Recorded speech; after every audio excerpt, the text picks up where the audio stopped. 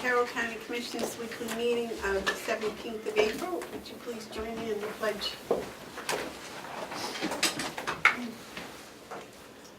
I pledge allegiance to the flag of the United States of America and to the republic for which it stands, one nation, under God, indivisible, with liberty and justice for all.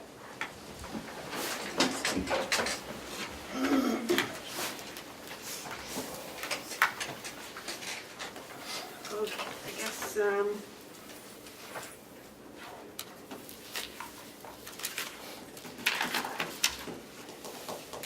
Ken, were the minutes in the packet? April 3rd. You have them written here. These are rules and regulations. Just pass them up there. Can you get them? Jerry's got his one, and then, I got one. I was here when I came. yeah, I just handed them out. Look underneath your folder. There you go. Ah, there.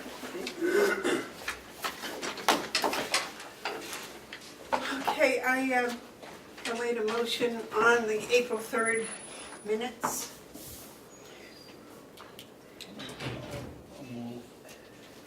Second. I'll second for discussion. I have one change. Okay, are there any additions or corrections? Yes. I would like, Cheryl, oops, where is it? On the second page where we were talking about the, I know Dave already told you it was 300,000, not the, is that on this one, or does that? The dues? Yeah, it's on the second page, on the deeds. Yeah. We were talking about it, 300,000, but I know you got that done.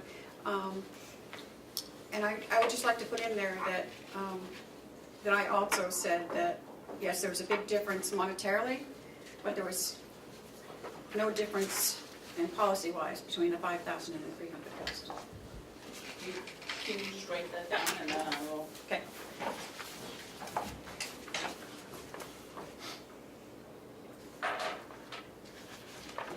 That's all I had. Okay, so no policy difference.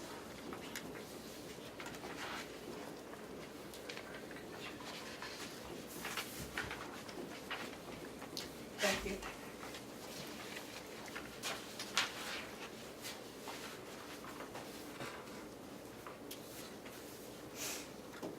Okay, are there any other additions or corrections? If not, all those in favor say aye. Aye. Aye. And I wrote it in here, so you might want to take a peek at it and just Okay.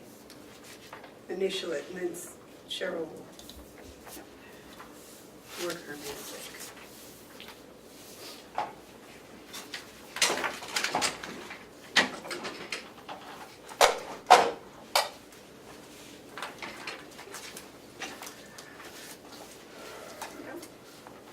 David and I wrote Terry's edition.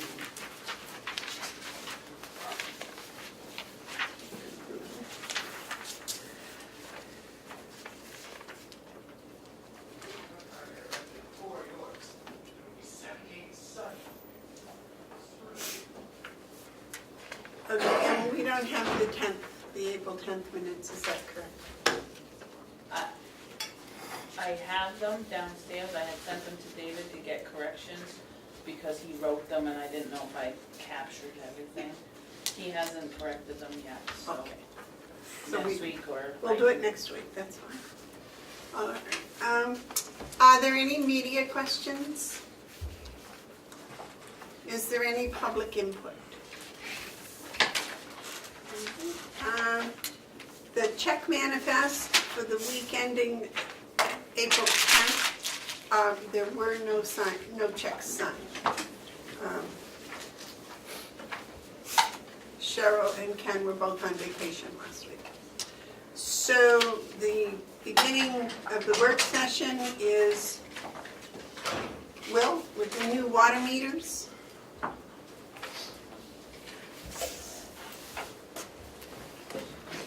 So, I received a few phone calls over the last month about new installations, people wanting to come on to the water system.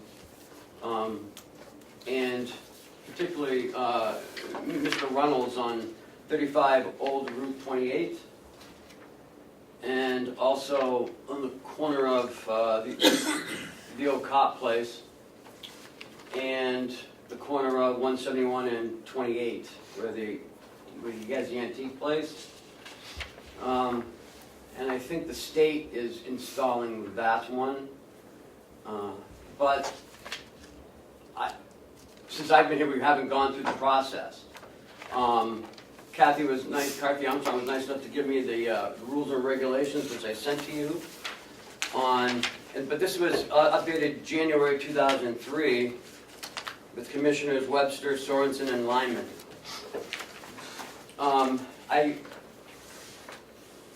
Mr. Runnels is clearing out a piece of property behind that cemetery plot. He's cleared it out. He's putting which is next to the ball field on Old Route 28. He's putting something up there, a modular or something, and wants to tap into the water system. He currently has one in his house next door. So I brought Will in to explain what's been done in the past and what the cost is and who incurs the cost, and he has to get permission from the board to add on to our system. Is our system large enough? I don't know these answers. So. Well, doesn't the pipe run past that down to the old state shed? Yes, ma'am.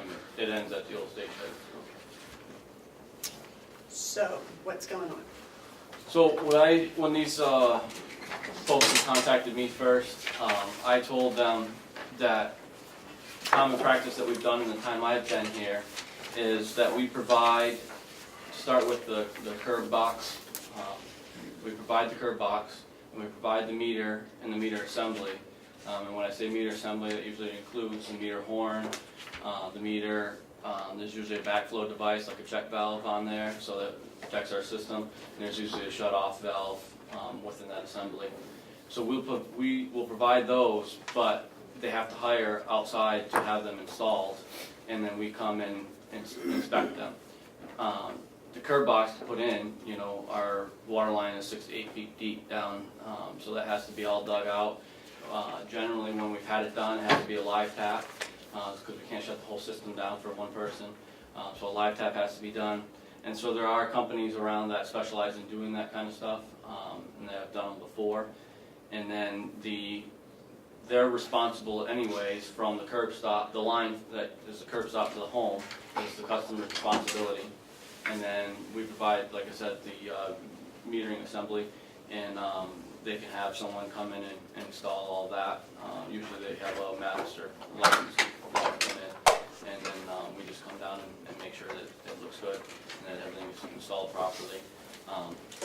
So that's what I told these folks. I said, we'll provide those things, but I said, you have to coordinate with Ken and talk to the commissioners, and the commissioners have to more than likely vote that it's okay to come onto the system.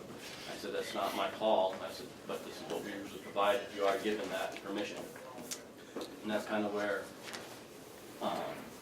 I left it with them, and I believe Mr. Rentals has called Ken and had questions about it.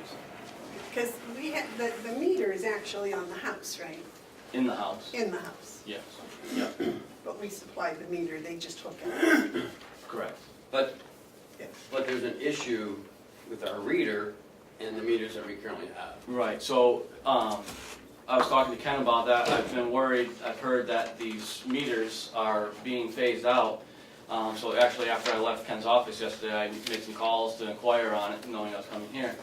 We have what's called an SR2 meter, and those actually we can still get those, and they're fine. The SR1s is where I was confused. They phased those out because of what materials they're made of. So the SR2s we can still get. We currently have 2 on our shelf right now. One is already designated for replacement for a meter in the system, so that means I only have 1 on the shelf. They were about $165 when I called the guy yesterday. So by the time you put in the rest of the meter assembly, we're probably, my rough guess, we're looking at $200 to $250 for that package to go for the meter. And then you're probably looking at another couple $100 for the curb stop for each one of these. That would be our investment into it. Into the materials. Right, exactly. And you have 3 people? 3 people have inquired. I'm pretty sure this one on the corner, from the sounds of it, the state's gonna be doing that, putting that in for him. I don't know in that situation if they're buying these materials, or if we have to buy them for them and they're just paying for the install. It's I a don't whole know. separate thing. Oh, that one is, okay. So I don't know what's going on with that. And then Mr. Reynolds has called, and then there was a gentleman called about the property that Elton Cobb has down off of Browns Ridge Road. We do have, in our records, Kathy was looking, we do have, I believe, a curb stop already there, so they just never hooked up everything, so I don't believe they have a metering horn in the assembly there, but they already had the curb stop, so if that gentleman decided to either hook that house up or build another house back there, he could run a line wherever he wants, and then we could put the, we could get the assembly for him. How far down Browns Ridge does the line go? Just to where the fire hydrant ends. Okay. I forget what her name is now, but has all the buses down there. Yep. That's adjutants. They're the last one on the line, and the fire hydrant right there. Is our system big enough to add on these 3? I think I'm not an engineer. I think that we're still pumping small enough water that we'd be okay. But I would caution, and put the caution out there, that we should be careful of, we've only added 1 in the 11 years I've been here. We've added 1, but I wouldn't go as to say that we should be adding on too many before we run into some problems. Existing homes, I think, especially like this one up here on the corner, in my opinion, would be first because they already exist, and that we may caution on new development houses going in on our line, but that's, up to the commissioners. We seem to, we're under, most months we're under 20,000 gallons a day that we're pumping. When you get over 20,000 gallons a day, I have to do a report to the state, and we hit, in third quarter, we tend to hit just over 20,000, so I have to report it year-round anyways. But most of the time, we're averaging between 17, 18, maybe 19 on high months, or high days for flows. So I think we're still okay.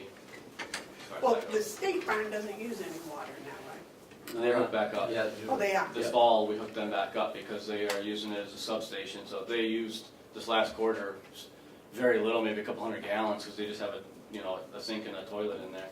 And there's only a couple guys working out of there now and then, but they are back up and running with that. David? A couple of things, Madam Chairman. You said 11 years ago you hooked up one, so it was before that, when I was coming here regularly, the Board of Commissioners voted not to add any more connections to the water system, and then they went ahead and added the one you're talking about. So it was 11, 12 years ago, they decided they weren't gonna put any more. And I didn't know whether that was just to keep the cost down, or whether they did a study, or have you researched to find out if there's a study, or why they made that decision? I've heard that decision was made back then, but I don't know why, and no, I haven't researched why they made that decision. The other thing, when we're through this discussion, Madam Chairman, I'm gonna table this motion if I can.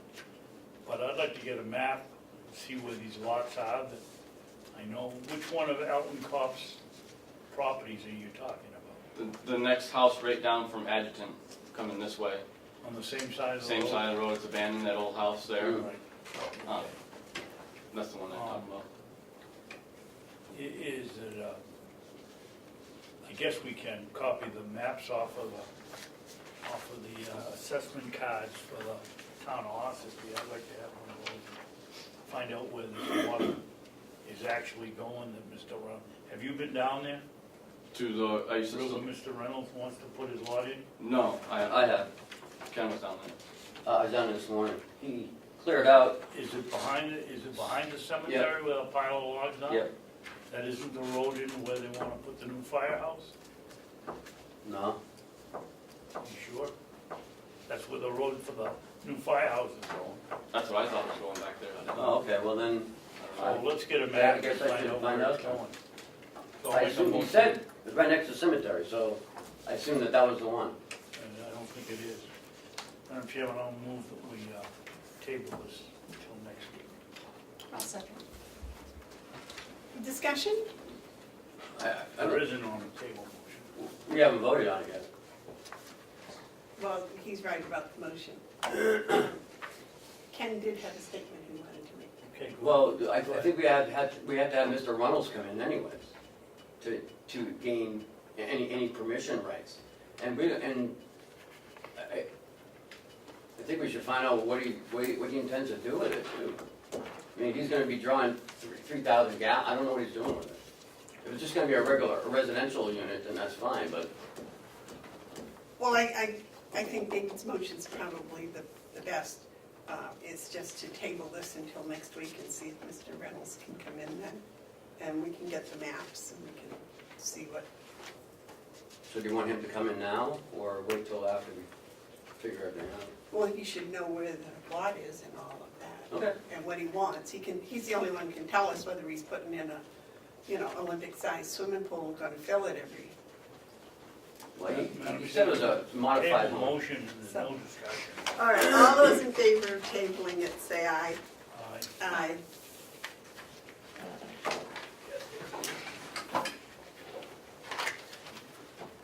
So, let's see, next week would be the, Right, you 20 wanna something. come up with a camera? Okay, yeah. You're all set with me, Madam Chair?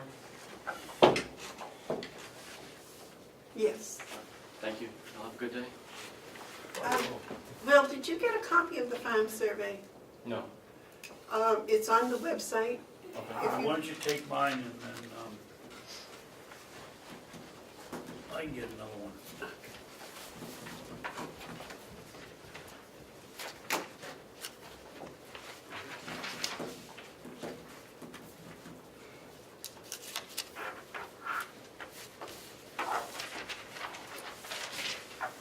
Okay, is Kathy coming up? Yeah, so are we having Mr. Runnels come in next week? Is that what you wanna do?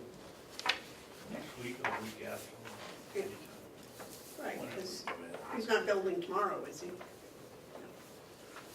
I would imagine No, that. he said this summer, Well, we're waiting for Kathy. Can we look at the deeds Sure. revenue for March? Was she coming up? I think No. there's a deeds meeting. No, I guess she's been sick, so. She threw this one in this time, it's a gross revenue cumulative. Uh,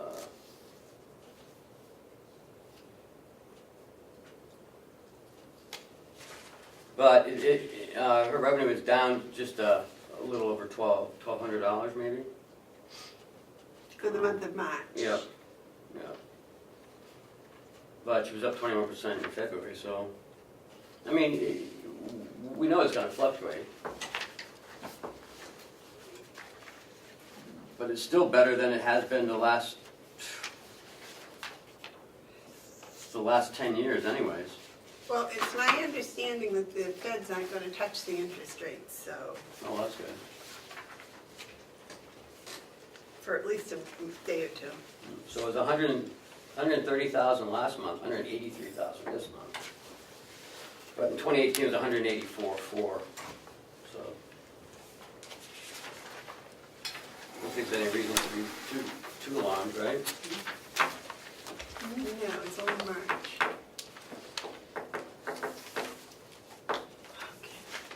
Okay. Kathy? Madam Chairman? Yes. What about the, third page, down 32%? Trying to figure out what it is. That's the monthly income? That's the cumulative. Right, it was up up 43% last month from 47.8 to 68.1.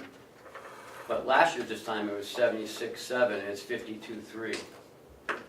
So, you know, like we said, it's gonna fluctuate.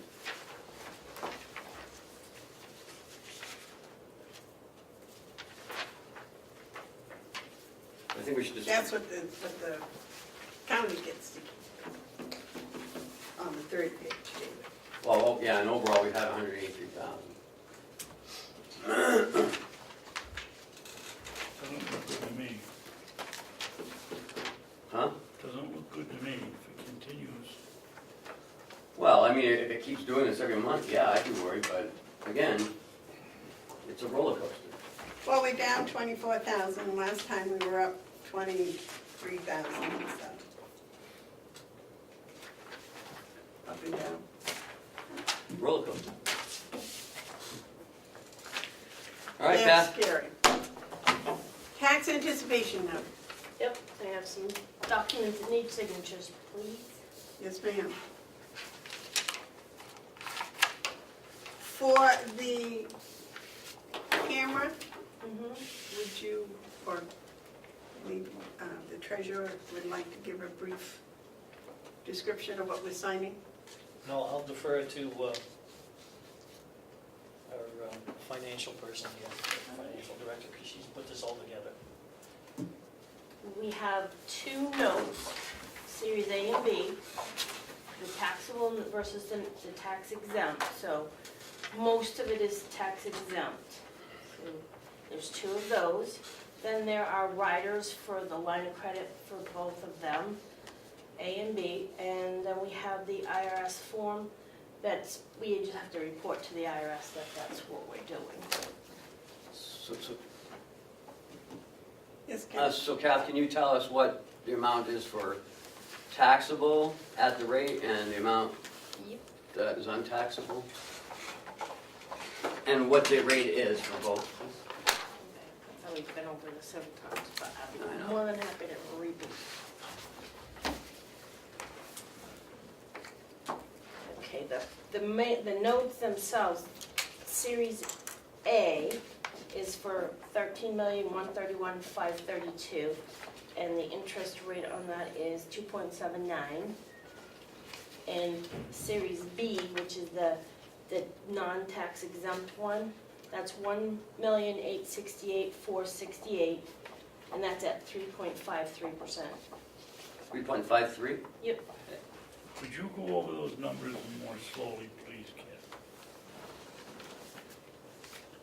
The tax exempt Right. is $13,131,532, and that's at 2.79%. Right. And Series B is $1,868,468, 1,868,468, 468 at 3.53%.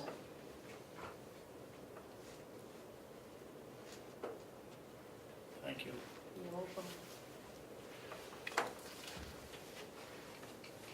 Yes, sir. Just point out that the grand total is $15 million. That's obviously adding the two of those figures together.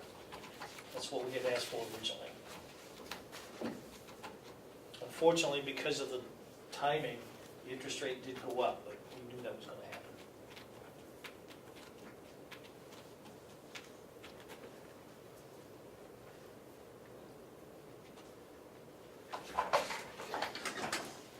But we only pay interest when we spend it, right? Only when we use it.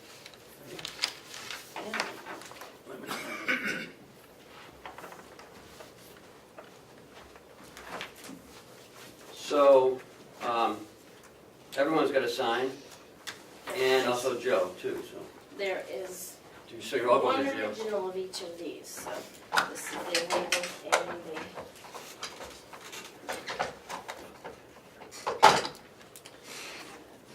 So, Yes, sir. you won't have to go to jail by yourself, you'll all go. I know you're always worried about that. I know. We'll have a party.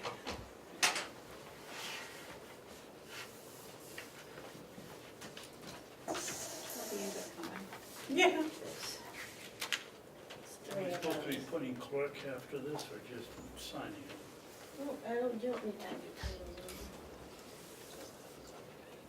Just,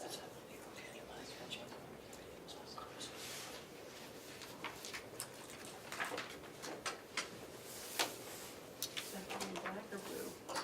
I don't think it matters. Does it matter, black or blue? I don't think it matters with this.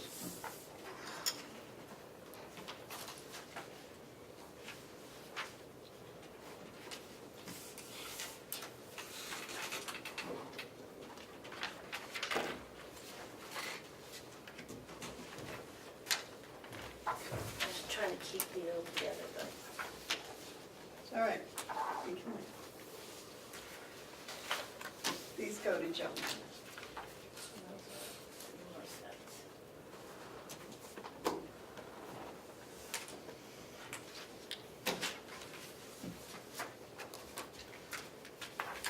I wonder how much land I could buy with $15 million.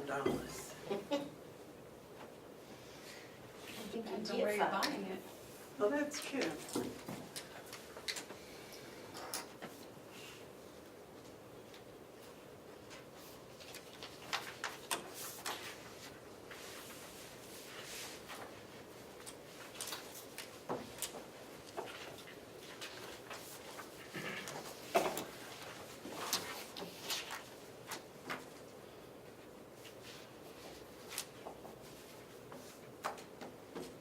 Another set.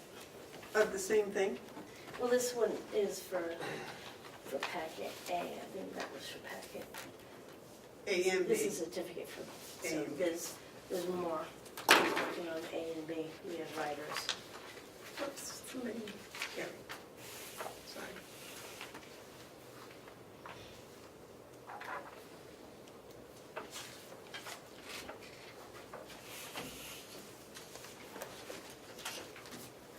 Yep.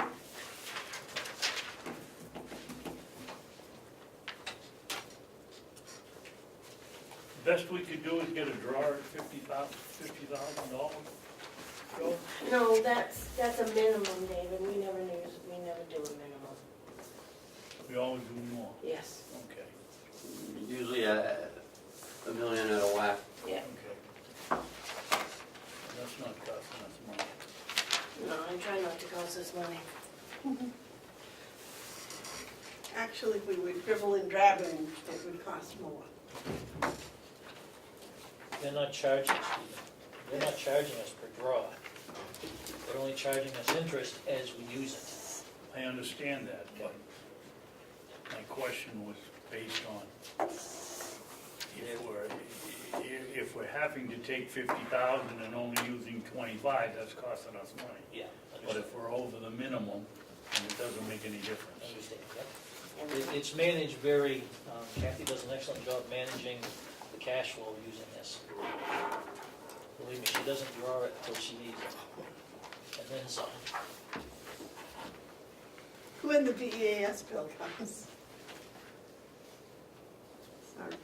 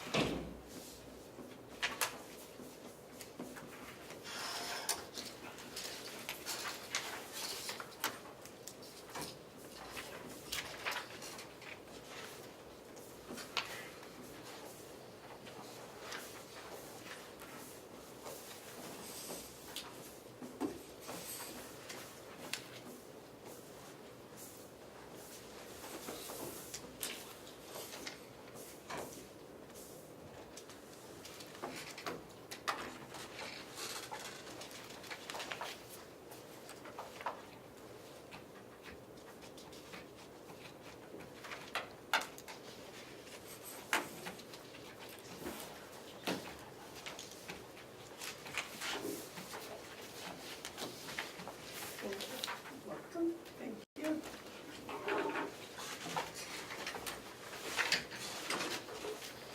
Do we have one of these for, What? do we have one of these for Terry too? Carrot? Oh, never mind. I thought you were passing this out.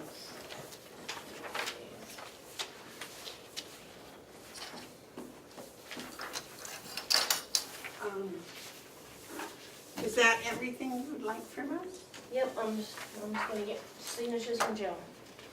Yeah, I'm good, thank you.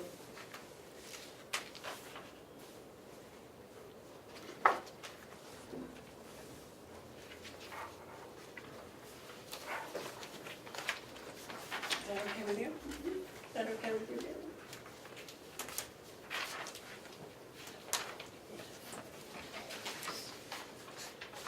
That's why I sent it. David suggested that we might want to move the matrix invoice up. And we have no objection to that. All I have to do is find it.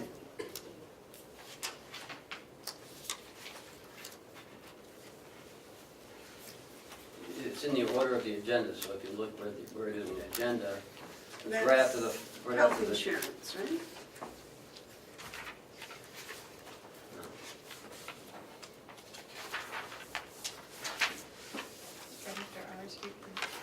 I got it. Okay.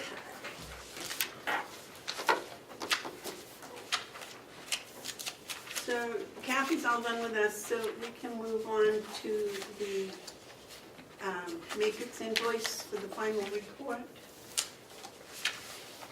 Yeah, I just need you to authorize it, if you want us to pay it, or, I- We encumbered this money, right? oh, yeah, I mean, we have the money, I just don't know. I mean, did we want to talk to them, or did you want to have any input, or? I spoke with Mr. Pennington, is that? Alan, yeah? Alan, and he said that he would meet with us a half an hour before the delegation meeting. That's what the commissioners last week decided they would like to do. So he's going to come and meet with us half an hour before the delegation meeting.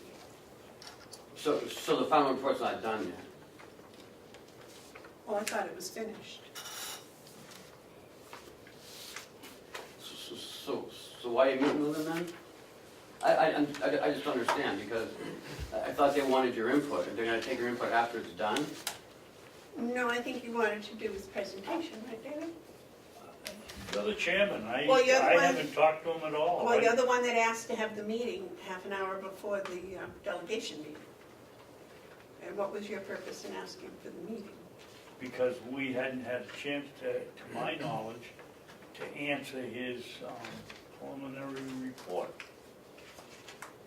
I- You told us in November you were gonna send in, and today, as far as I know, it hasn't been, and I emailed you and you didn't answer it, so I assume it hadn't. You mailed yours in quite a while ago. I didn't send anything in, I made my comments and gave it to Ken. I did, remember I submitted Right, mine and that's- then I sent it to them. Right.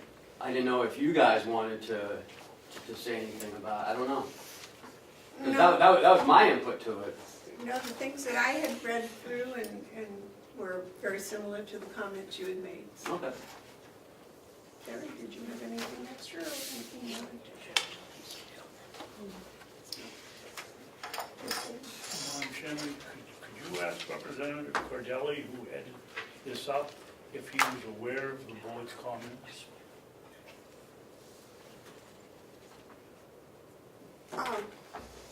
Representative Cordelli, do you know, did they share the board's comments with you? No. No, my question was, did he know what our comments were, not whether they shared their comments with us? No. We made comments, and, I mean, Well, if you Ken, want to did you discuss share- the report, I'd like to tell Representative Cordelli what I thought of it. Okay, well, wait a minute.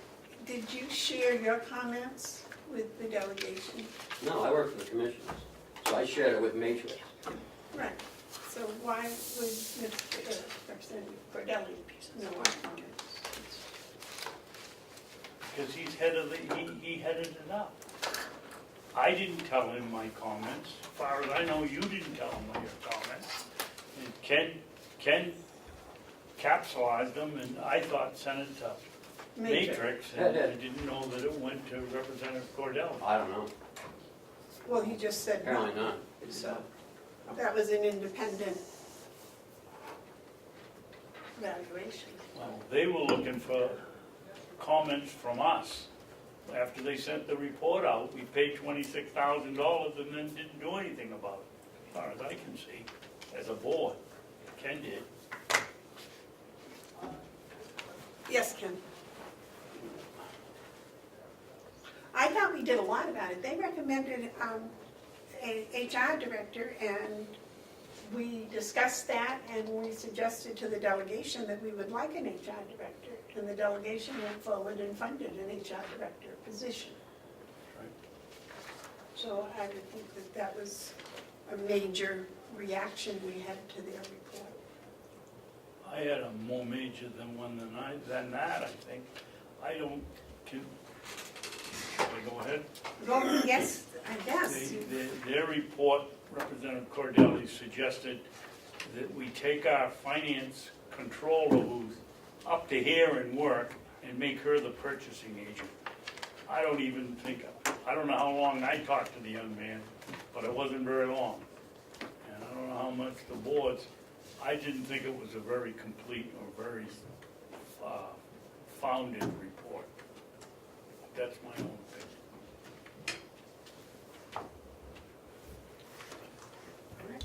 And that you're entitled to, yes. Yeah. And I don't want to disagree with Commissioner Babson, but I don't think that they specifically said Kathy. I don't remember seeing anyone's name. They just said that they thought the purchasing should be done through the finance office. I don't think it named anybody. It named the finance controller, and I thought that was kind of out there.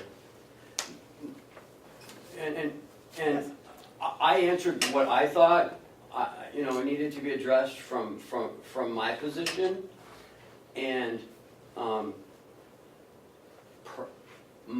personally, he spent 40 minutes with me, didn't really ask, didn't even watch our operation, didn't even want to even know how we operated. And I think there's a big distinction between Carroll County and other counties or other towns or other counties out west or down south. Even New York counties are different than New Hampshire counties, and Maine counties are different than New Hampshire counties. I think that it could have been done a lot better. I personally think so. I thought they were gonna, watch our operation, get into it with us, and well, where does this go if this happens? I mean, they didn't even do that. They called around to other counties and found out, how many people are working in their HR department or in their finance office. And, I was getting calls from other counties, but who's this matrix company?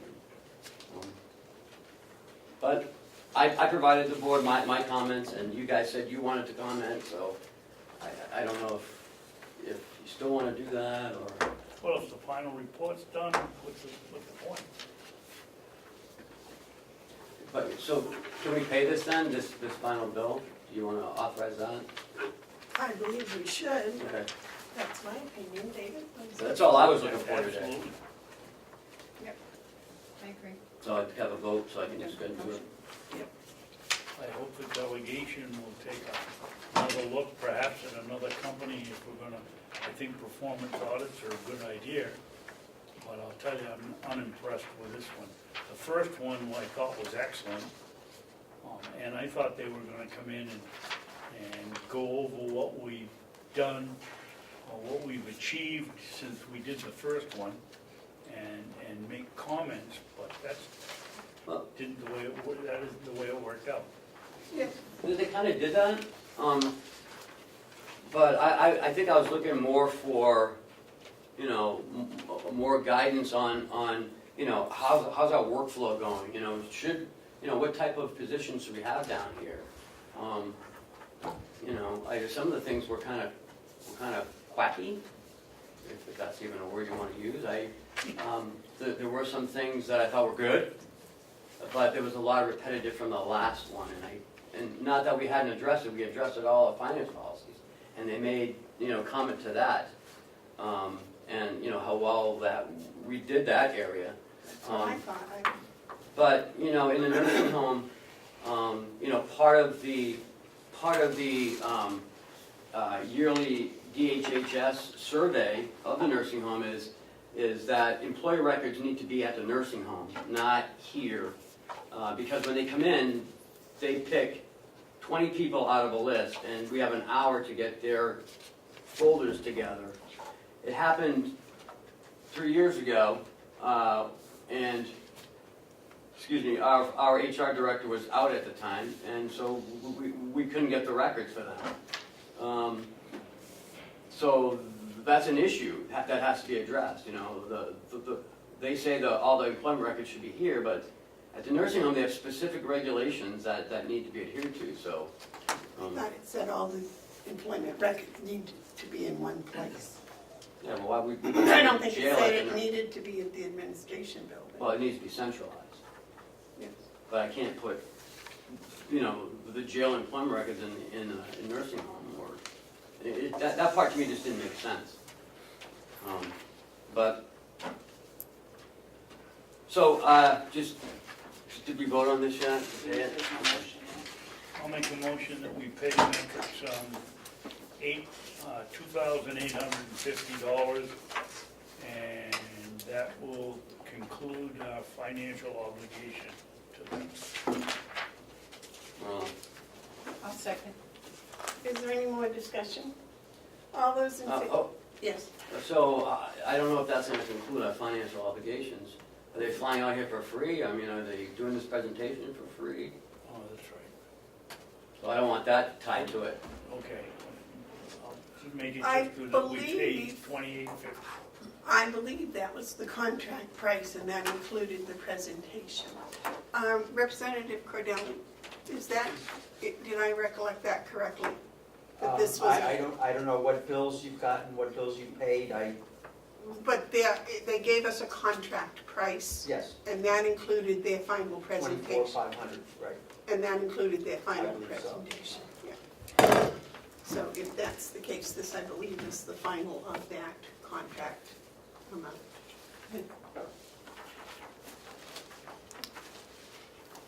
Okay, all those in favor say aye. Aye.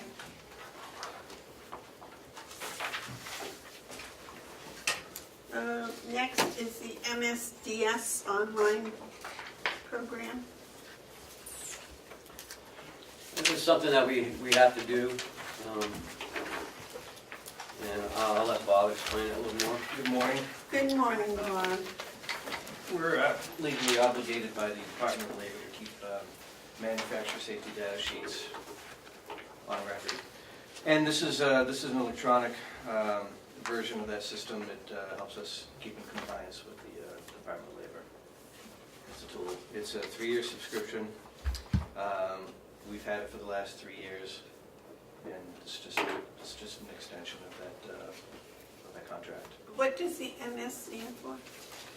Manufacturer safety data sheet. That's those little things that come in the box. It Yeah, says if whenever do you bring this- a chemical into the building, you have to have a sheet that goes along with it, a hazard sheet. Okay. And this is a tool to help keep us in compliance.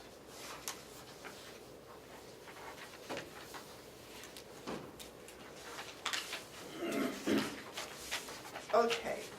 It's a computer program, right? Mhm. Well, you keep saying tool, and I'm This thinking is- of the pipe cutter they got out there in the hall. No, So no. This is the data. It's a tool. Now, does this get billed through your department, or does this get No, billed this through gets, John's? this gets billed through 4102 life safety fees. 4102-029. Yeah, okay.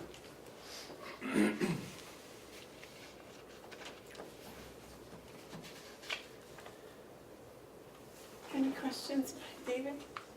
Bob, what are the additional management licenses? Operators. To pay for additional operators. We have Joe, that was an operator. Jerry was in this building. Lynette was, I am. and, How do you get the term operator? Don't they just take the No. This is the safety sheet that they put, so if the firemen come in, they know what to do. Well, that's the end result, but you have to have people manage it. And we have managers per building. So in government terms, that's the operator. Yes. So who's managing this building now? Me. Down the nursing home? Me. Why don't we just have you for our manager? Yeah, but I don't want to do the jail. Let Pat and Joe take care of the jail. Madam Chairman, Yes, sir. I'll make a motion that we employ MSDS online for the next 3 years with a price not to exceed $32.99 for each of the 3 years.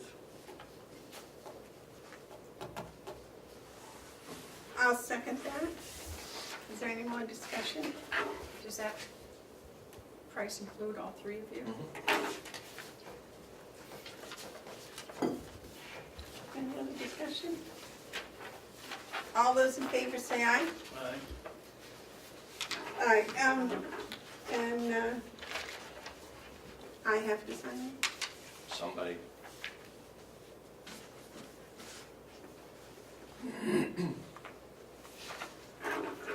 Okay, you guys. Want to make a motion to authorize me to sign this?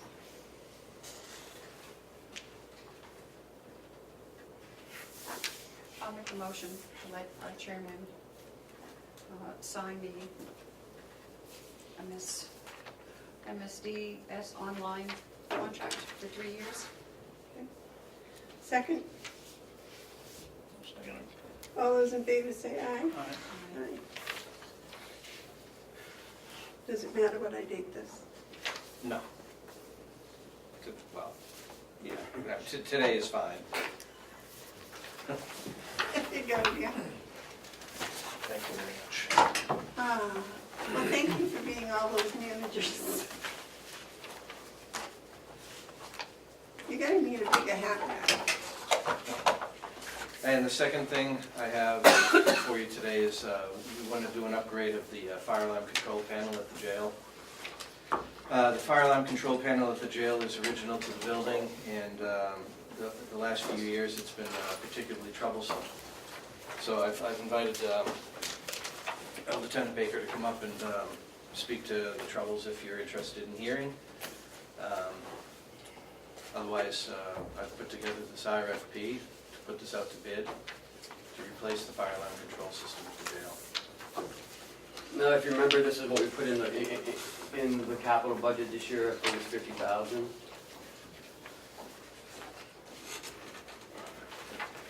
What does it look like? I think it's headed up Oh, it's green. Office of the Commissioners. Oh, okay, yeah. Is this the RFP? Yes. Very similar in detail to the other RFPs that I've presented, only the names and faces have changed.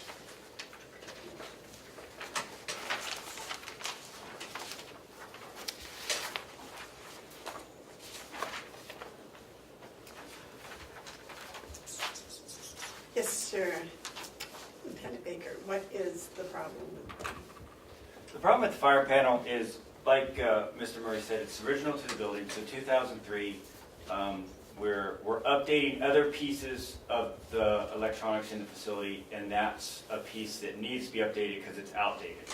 The ability to record data that's coming through the system, the paper, it's that old, all connected through the holes from the 80s, and they don't make it anymore, so. Absolutely. So our ability to kind of keep those records going as they should as we get alarms is inefficient. So it's just increasing the efficiency of the equipment that we have and making it more efficient when alarms go off in the jail. The new system will track data electronically, And this is just for the fire alarm? just for the fire alarm. Commissioner Babson had it. Yes, David. Mike, exactly what does this thing do? The fire alarm panel, When we Does it get, go off, do you test it when, once an hour, so you got a mile worth of paperwork, or is it? every time we get an alarm, whether it's a smoke alarm or somebody decides that they want to pop a sprinkler head, the alarm goes off and we get some sort of sensor that happens that pertains to the smoke alarm system that we have in the facility. The alarm panel goes off, the control room officer goes, acknowledges it, finds out where it's at, and at this point we get a code. And then we have to go to a book because the system's so old. And then in that book, we have to find that code and then find the location of where the alarm's going off. So are you going out for request for quote on speed reading? Like flying in the Navy, I used to say the best pilot in the squadron was the guy that We're could looking to get a read quote the to fastest. increase the efficiency of the panel to make our response to locations quicker and more efficient for the safety of the inmates, staff, and any visitors we have. And what comes out of this machine? You get a tape or electronically, and you can print it out and it tells you where the location is, what time? It's what they call an addressable system, which means every single device that's connected to the system will give a location. Fire alarm pulled, alarm going off in certain areas, it'll come right up on the screen, right in control of where this location is. There's no printout, no readout, no printout or anything. It's right there in the screen. So Is that- we, so are we removing the fire panel that's there now and replacing it with a new one? Yes. And that's the 50,000, and this is, isn't that what we put in the capital? I believe it's 50,000. Is it? Okay, yes, this would cover under that. But they're also going to replace the sprinkler heads and No, sensors. not as part of this. Oh, the sensors aren't going to be, Smoke detectors, the horn strobes, the pull stations, those are all going to get replaced. okay, that's. The only thing that's remaining is the wiring in between. The devices themselves are all going to be part of this upgrade. So it's a whole new system. Essentially, yes. Is that what you want, sir? Yes. Okay. Yes, ma'am. Do we have any idea how much, do you have any idea at all how much this is gonna cost? I have a clue, yes. Have a clue? I'm not going to share it in front of the camera, Oh, but yes, I have a clue. okay. It's in the capital budget. Yes, it is in the capital. Any other comment? Question? No. You want a motion on the RFP? Yes, please. All Your right. permission to proceed.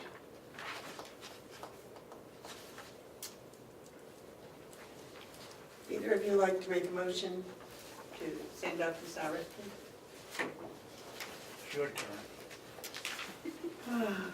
Okay.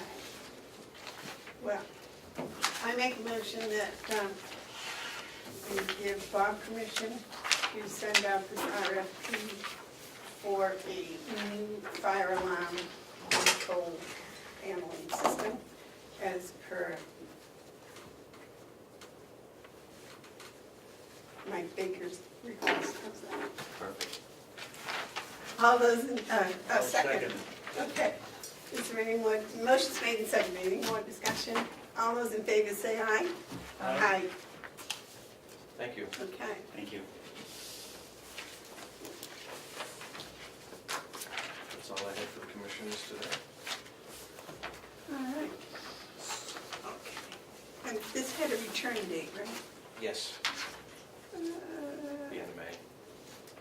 May 23rd. So that's. Yep. All right. That's, I guess, is it. Nothing else for Bob today? Thank you. Thank you Oh. very much, sir. While you're here, can you just update quickly on Siemens, where we are? Yes, thank you, Lieutenant. Oh, thank you. You've been seeing a lot of activity in this building. A lot of HVAC activity and. A lot of cool tools. Yeah, that's where they've been spending most of their time the last couple of weeks is working on the HVAC system in this building. The ADA door compliance, that's not part of Siemens, but that's been progressing, moving along. Did a lot of grinding and noise making last week, so that is mostly done. The light bulb project is 99% finished. The control work hasn't started yet. And the electricians are going to start doing some wire pulling at the jail in the next week or so, and in this building too, these units. Now, I have a question, because I don't have electricity at my house or electric bill, so I'm knowledgeable. We've just replaced all the lights. Now, will that will not show up on our April bill, right? That will show up in the May bill? Well, I'm not sure exactly when it'll land, but the moment they switched out the light bulb, we started saving money. So the next bill that shows up, or the next meter reading after they change the bulbs, is when it's going to show up. Okay, so, let me see, we changed the bulbs this month. They come at the end of the month and read the meter. But then we don't get the bill for another month, right? Not sure, I don't know when they read it, I don't know when to send it. There's a couple of different dates, they don't read them all at once, they have 3 different times that they read them, so some of them are like the 22nd of the month. Different buildings? 25th. Yeah, large power, regular power, different buildings, yeah, they don't consolidate them all, so they come in at 3 different times. I just want to watch and see it go down. Yeah. But the point is, we're saving money already. Yes. Bob, can you just explain, it was interesting how you explained this to me, on the outside air with the heat. Yeah, this HVAC system here is where we're going to get our primary heat from. This is still going to be in the background, but it's going to be the secondary heat source. Until the coldest of days, we're going to be getting all our heat from here, as well as air conditioning in the summer. And it's called the VRF system, Variable Refrigerant Flow, which means that in the summertime, it'll extract heat from this building, dump it outside like a conventional air conditioner will work. And in the colder weather, it'll do the opposite. It'll extract heat from the outside air and bring it into the building, put it where we want it, without a fuel source. So that's how our energy savings are going to come from this system. It's a heat pump. That's amazing. Heat pump / air conditioner. And Mitsubishi is the leader in the market as far as these systems are concerned. And they will put out heat at 100% until well below 0 outside temperatures. It's called heat exchanger or something. It's a heat exchanger, yes. Data. Thank you, Madam Chairman. I can understand moving the heat out, but for the life of me, I can't understand how you're taking -10-degree cold weather and bringing heat in. Anything above absolute 0, Okay, there's heat. where is it? I don't get it in my house. It's there. Anything above absolute 0 is heat. So- 32 degrees Kelvin, isn't it? Yeah, I don't know Absolute what the zero. number is, but it's really, really cold. But anything, like I said, anything above that, there's heat. And, mechanically, we can't extract heat down to those temperatures. But right below 0, we still can. There's heat to be pulled from the air, and they extract it. And this system, since it's a variable refrigerant flow system, it'll also, we're going to have days where some rooms want to be a little warmer, some rooms want to be a little colder. Like, say, for example, in October, it's 50 degrees outside. We've got a meeting going on in here, and it's getting really, really warm. It'll start pulling out some of this heat from this room, and it'll move it out to other areas of the building that are colder. Exchanging the heat from one room to another. Exactly. It's amazing. And it's not just outside to inside, it's room to room. Is that what was in all of those boxes? That unit right there? Yes. Carol? So we're no longer using like the pellet boiler, that's not used for any Oh, no, sorts anymore? it's used. It's used. The nursing home is not part of this upgrade. The nursing home has a fairly new heating and air conditioning system. Certainly not as high-tech as this, but it's a well-insulated building. The heating system is modern. The air conditioning system is modern. We're doing control improvements over at the nursing home to extract as much efficiency out of the existing system as we can, but we're not doing anything like this over there. And as far as the pellet boilers, we play the market. Mm. When propane is better than pellets, which is where we are now, propane is what we're burning, not pellets. Propane goes up, we'll see how the pellets are.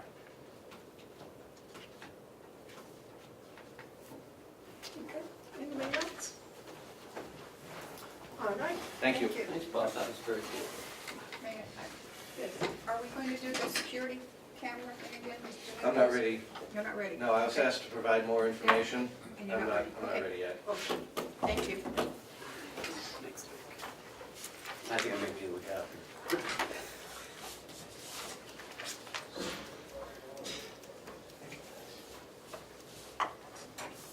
Okay, next, health insurance. Yep. So we got our rate, 5.39. That was the increase, right? Yes. What did we budget for, Ken? Sorry, 5.93, 5.93, What did we budget? 5.93. Oh, so we got what we budgeted for? Remember, You changed it. yeah, because they gave us a not to exceed of 10%, Yeah. and then they came in, well, 5.93, and that's what it stayed, so. Okay, good. So here is the,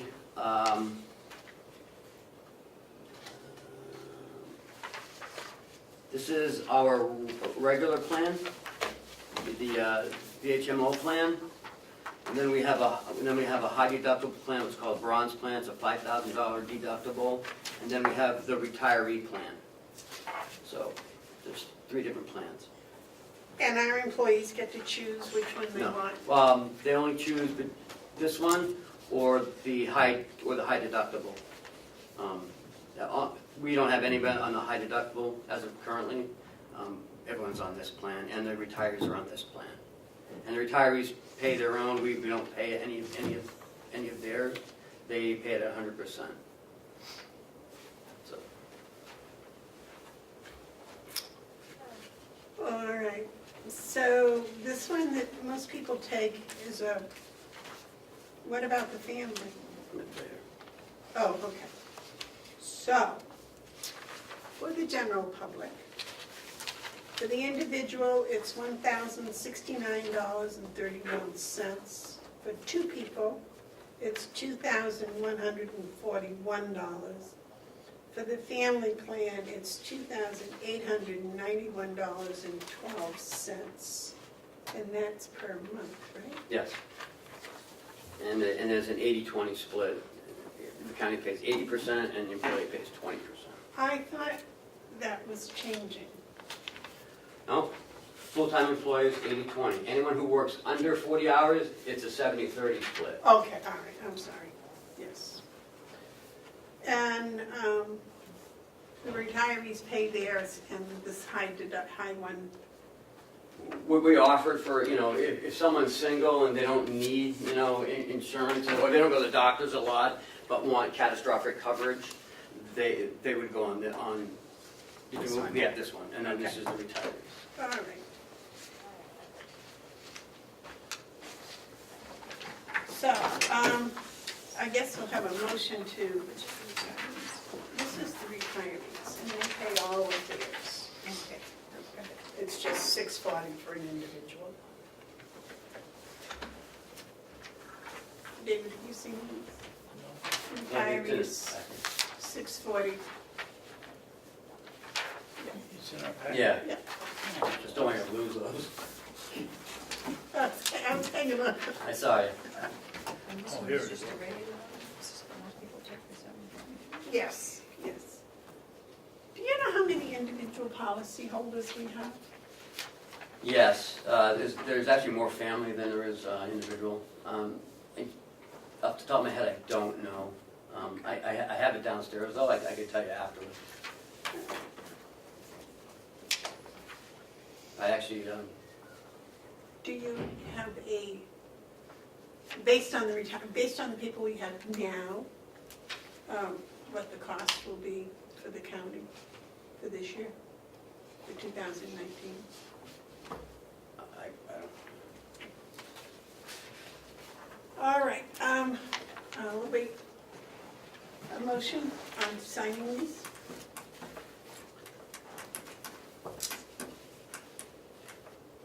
We're having open enrollment next month. That'll start. If people have any changes, that's when they'll make it. If people want to come onto a plan or go off the plan. And we still, we have employees that aren't on our plan, they're on their spouse's plan at other places, right? I thought that was one of the things we were going to do to help. I mean, if they have insurance somewhere else, that, yeah, But we were going to give them an option, yes. if I remember correctly. And that is in effect now. Yep. They can have the option. Yep. Okay. All right. They can have the option, but we're not paying them No. to take it. What? Yeah, Yes, we are. oh yeah. They have a, Yep, it How much are was, we paying them? $30. Oh, okay. Per month? No, a week, $30 a week. it was $1,000 a year, I thought. $1,200 a year. Yeah.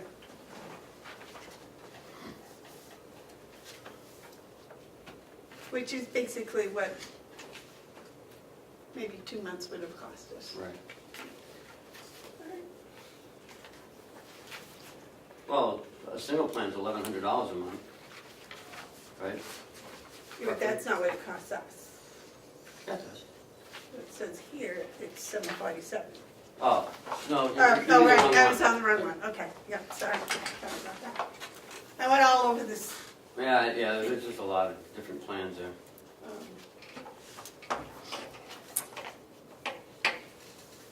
Okay, I'll wait a motion to accept this or not. I'll second. I'll make the motion we Okay, thank accept this insurance policy from Oh, I'm Interlochen sorry. Trust. You said you made the motion. No. I don't see any particular numbers or anything, just the Carroll County Health Insurance Renewal Package from Interlochen Trust For 2019. for 2019. Did you second that? Yes. Okay. Is there any more discussion? Before you made the motion. That was interesting. I thought you said you were gonna, I'll make the motion. Yeah. Sorry. I try not to make the motions as chairman, I don't know. Is there any more discussion, David? No. All those in favor say aye. All right. Aye. All right, now you gotta authorize me to do it. I'll make a motion. I'll second it. All those in favor say aye. All right. Aye.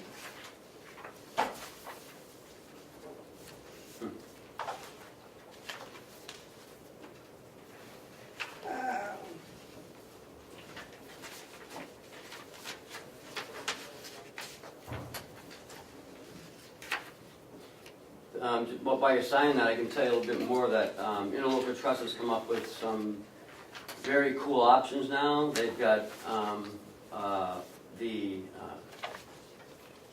Telelink online. You can call your doctor online now, and a doctor can see you via an iPad or a video camera. Depending on your symptoms, he can issue you a prescription, call it in. And it's just a copay, you don't have to drive to the office anymore. Our EAP has merged with a larger EAP, offering our employees, some mental health, and also some assistance on building up your credit again, writing checks, financial management of a household. They'll also help you with housing if you need help with housing. And we've also have a new wellness initiative, which they're going to be coming here, meeting with Jess and Lisa on wellness. That might help with our rate reduction for next year. So they're really doing quite a bit to help us with different options. And with the employee who can't get to the doctor's office because of either childcare issues or transportation issues or whatever that may be. That sounds very interesting. Mm. Okay, next thing on the list is the finance administrative assistant. You asked for the job description, I sent it I Monday. know that's not an updated one, that's not a new job description, no. It's the only one we have. Did you have another one? Yes, but I wanted, because it's a new position, we wanted a new description. How's it a new position? We haven't had one for 2 years. Well, it's not a new position though, it's just they haven't Well, funded it. when they don't fund it, it eliminates the position. So, but I have a job description from way back in October of 2017, but we were kind of looking for a Okay, today one. what? I couldn't find it anywhere.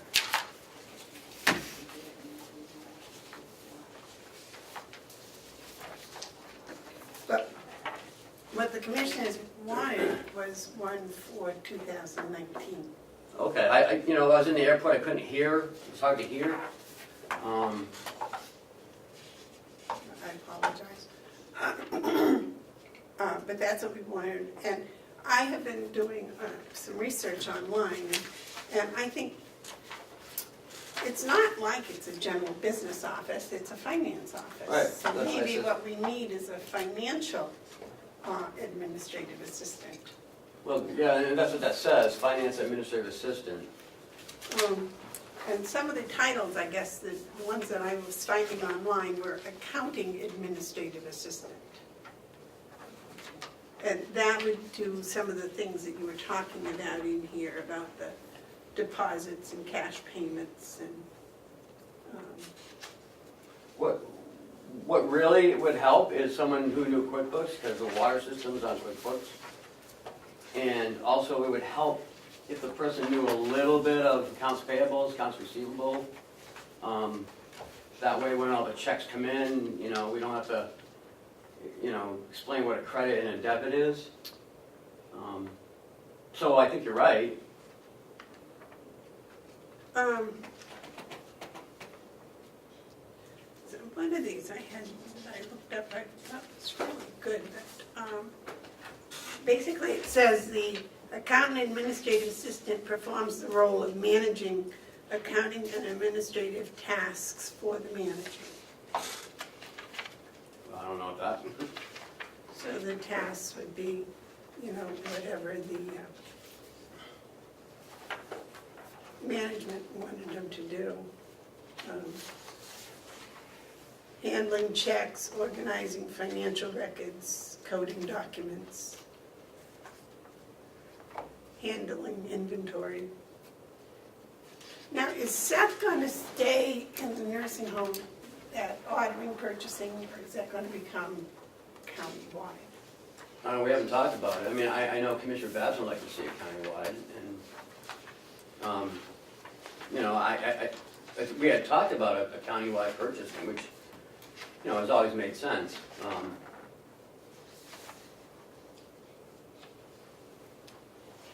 But we haven't really seriously talked about it. I mean, we've been, moving around it a little bit, thinking about it, and See, go ahead. I think we should have a countywide purchasing department. Well, I thought that's what Matrix was saying, that we should have a purchasing department that was answerable to the finance department, which would make sense because finance pays the bill for the purchasing.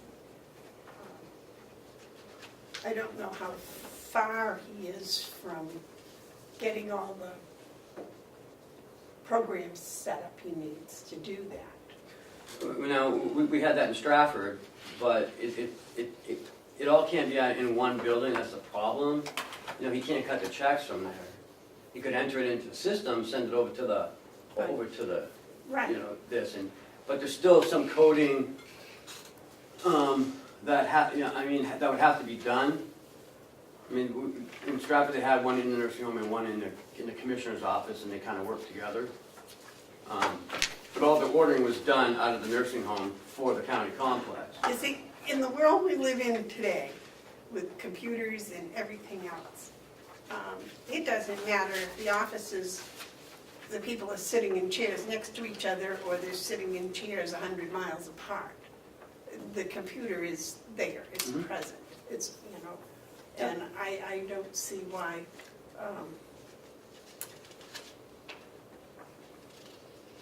the paper stuff I understand, but the stuff on the computer, and that's what he's doing now, most of his purchasing stuff is going on the computer. Everybody else is purchasing on the computer. I would think it would just be a matter of getting one program under his direction. Or at least, you know, at least forms of what they normally order every week. Because then they could send him that order, you know, through like a PO system, and then he'd have everything there. But he'd have to, you know, and how would we get it to the other building? I guess we'd have to have someone drive it to the other building, or they'd come pick it up, or how would that work? What? Products delivered? Yeah. Have them delivered to the building where it belongs.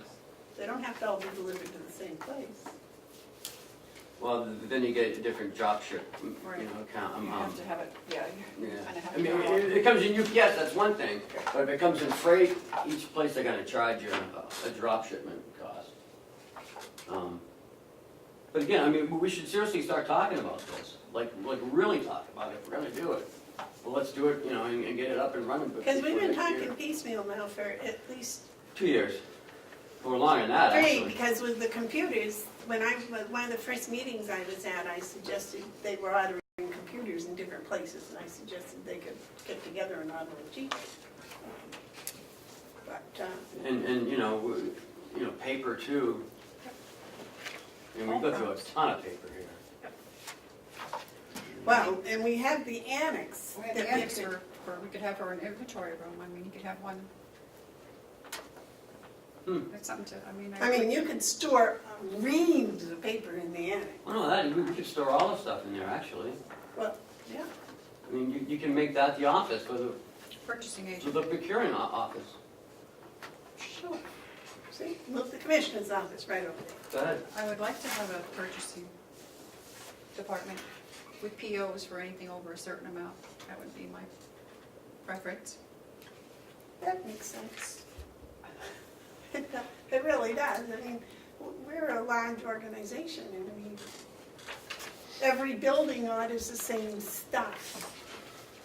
You Well, know, this toilet paper goes Yep. to every building, the soap goes to every building. We haven't ordered any corn or peas lately. How come? Tear. yeah, well, there are exceptions. Like nursing home, we wouldn't be ordering any, you know, first aid stuff or, well, maybe some insure, but maybe not first aid stuff. Madam Chairman? Yes, David. I thought when we hired Seth that he was gonna be our quasi purchasing agent with this. He's had a lot of experience, and I agree with Terry. I think that the first year, the purchasing agent can at least save his salary. But after that, it I'll just have to. gets a little more difficult when you get everything in order. But we need to hire someone that has the ability to set up contract buying with suppliers for the big items.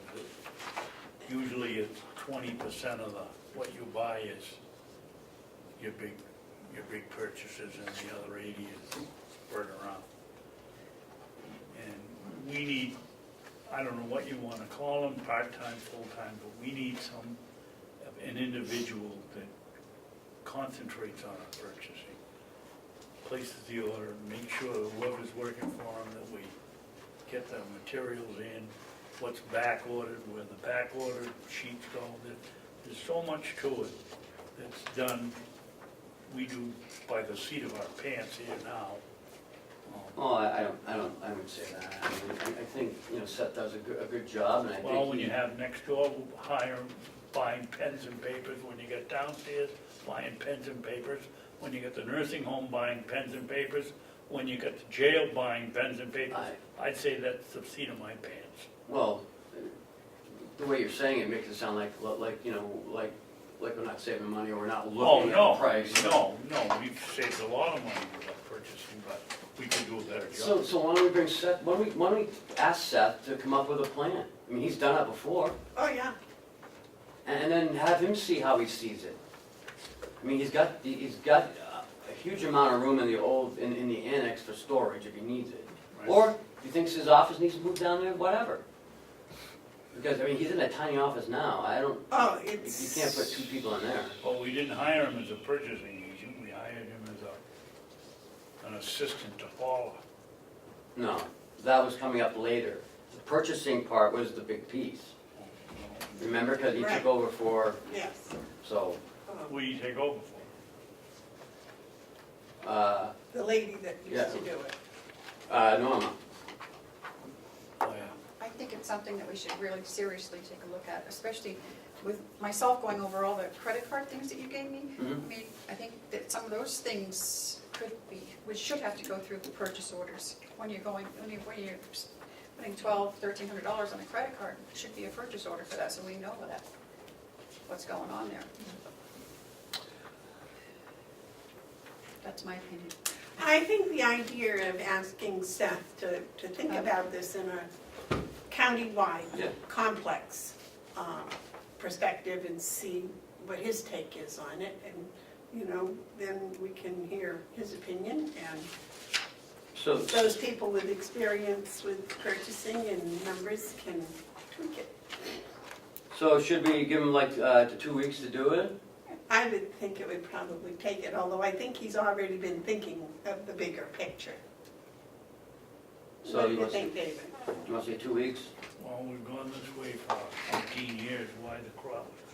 Give him a month, Okay. he's doing something else right now. Well- I mean, I'd like to give him here 2 weeks at least to see what he's thinking. Oh, yeah. And then, not to come up with a full plan in 2 weeks, but, No, I know, I think it'll take 2 or 3 months to Yeah. come up with a full plan, and another 3 months to implement it, but I so think, for next year, I think we should look at doing this for 2020. I think it would save us I think it would save a lot of duplicated time and effort, that's what I think, if nothing else. Yes, David? What about the purchasing module for our finance program? Representative Cordelli checked it out, and when I followed up on it, they told me that they couldn't do it unless it was if you had decentralized purchasing. Well, now we don't have decentralized purchasing, and we've ever checked out what the price would be for the module? I gave you guys a quote, it's in the 2019 budget, I mean, For the purchasing module? and that and the purchasing and the accounts payable. So, you probably know how much it's gonna be. And Kathy, we because of they, went from place to place, or been sold so many times that now Kathy has finally narrowed in on our rep. And so now at least we know who to contact and who to, so he's been helping Kathy with all of this. But we have to go to the cloud first. Oh, yeah. We have to go to the cloud, that was the hang-up, was we have to go to the cloud first. Well, Maybe that's the second hang-up. The first hang-up was we couldn't be decentralized. right, and now that we're not, but the cloud gives us, we can't update a lot of our stuff because it's not on the cloud. So that's the next step, is to go to the cloud. So we can at least, update these modules and we're working on that, but again, we're still, been shorthanded in that office. Yep. So we've got to fill this position All right, so Seth will come in 2 weeks. in 2 weeks, and at least give us our, his vision at least of what he thinks it'll look like. So that'll be on May 3rd, May 1st, right?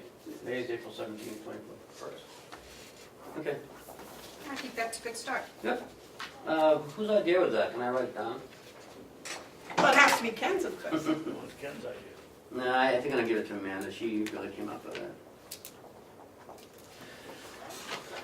Although I don't need any credit. Gary I voted just- for it too, so I I think it just should need, be. I just need results, I don't need the, okay. So we got a little off base. We're back to the Yep. accounting administrative assistant job description. So the 2017 one, I think it needs updating. Okay. Cheryl says there's another one somewhere. Yeah, I got it right I there. confirm, oh, The October 6th, 2017. oh, this is May. Okay, We have changes a little bit. okay, When we started looking. oh, okay, oh, okay, A few changes now. okay. So I apologize, I had the old one. I thought this. But I think probably, if you look at accounting administrative assistant, the flavor is different than, this. Because there isn't that much time spent answering phones and talking to people, unless most of the phone calls and most of the talking to people have to do with finance stuff. Well, there's a lot, I don't know, Cheryl can answer that. She does it all now, so I don't know where all the phone calls come in. A lot of people with a lot of different kind of questions, and we have the water customers have a lot of questions, they call a lot. People that have our insurance, retirees have our insurance, dental insurance. They're in all the time. So it's They finance. should go to, I think anything to do with medical or employee stuff should go to It's HR. the billing. HR doesn't do billing.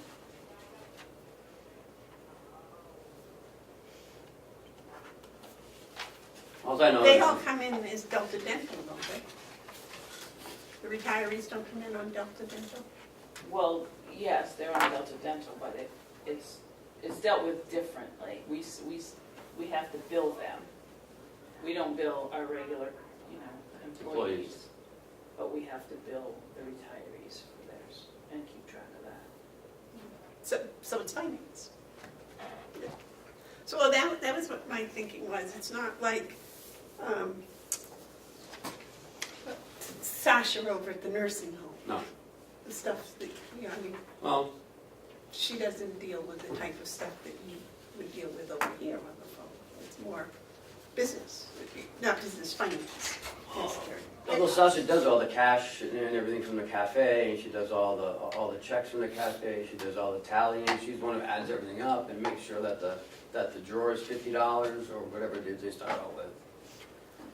I would like to know what your expectations are for this job. What you guys are looking for her to do. Okay, well, I mean, mostly answer the phone. Direct people when they come in, direct the phone calls that come into the office, maintain the water customers and maintain that system. All the checks that come in and help me, do you code them now as they come in? And did you do that before? No. Okay. So you would take that back. To do all the RFPs, bidding, and all the postings and all the commissioner stuff. Take care of all the commissioner stuff. Maintain the calendar. Should do all the annual reports, and all the printing of the annual reports. so she wouldn't really have much time for too much accounting. Well, I'm trying to get there. I mean, this is all stuff that goes on all year. I mean, the annual report's only once a year. Right. Maintain the county website with the pertinent material that needs to be on there. Maintain the QuickBooks for water department customers, and I'd like someone who's has some experience in AR and AP to help out if they get behind, be able to do, some of the stuff some of the bookkeeping stuff. And a lot of the filing doesn't get done. And so that would give, they would do all the filing of all the checks, get all the checks ready. So pretty much like a Girl Friday. Yeah, or a Guy Friday. Either one. So you wouldn't We could really hire 'em spend now. much finance. Just enough to help them out with Just some basic knowledge, yeah. Right. Yeah. That they have some AR and AP experience. So they would know what a debit and credit is, and would know, have some accounting basis of what a credit and a debit is. Because they're working in Everybody a, know that? huh? Isn't that something everybody knows? No, no. It's sad. Some people don't even balance their checkbook. So, and it has some finance lingo to understand how the whole operation works. But that's it. I'm not looking for, another bookkeeper. But I mean, we were at one time looking to steal anybody at one point. It was so bad. But we didn't have any money, so we couldn't get anybody.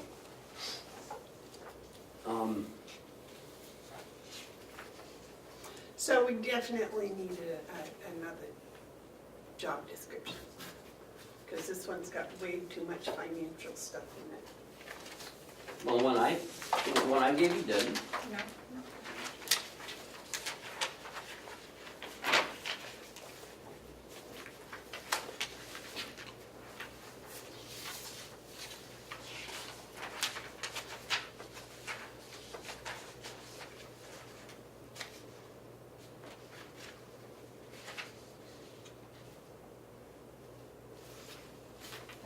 Yes? This person be responsible for mail also, because we had a problem last week with mail, but you guys weren't here. Yeah, the admin assistant usually went to the post office, but since we haven't had one, I've had to go. Which, this is an aside, but, does the jail get their mail delivered No. to the jail? No, They go down and get it. yeah. And in this building, the commissioner's office gets the mail, they have to go get it. And they have to go get it. The county attorney has to go get it, And the sheriff has to go get it. I'm Sure, sure. I was assuming because But they deliver keys. Yeah. I don't know why. David, you went down and talked to him. Did you talk to him about delivering Yeah, to each building? yeah. What did they say?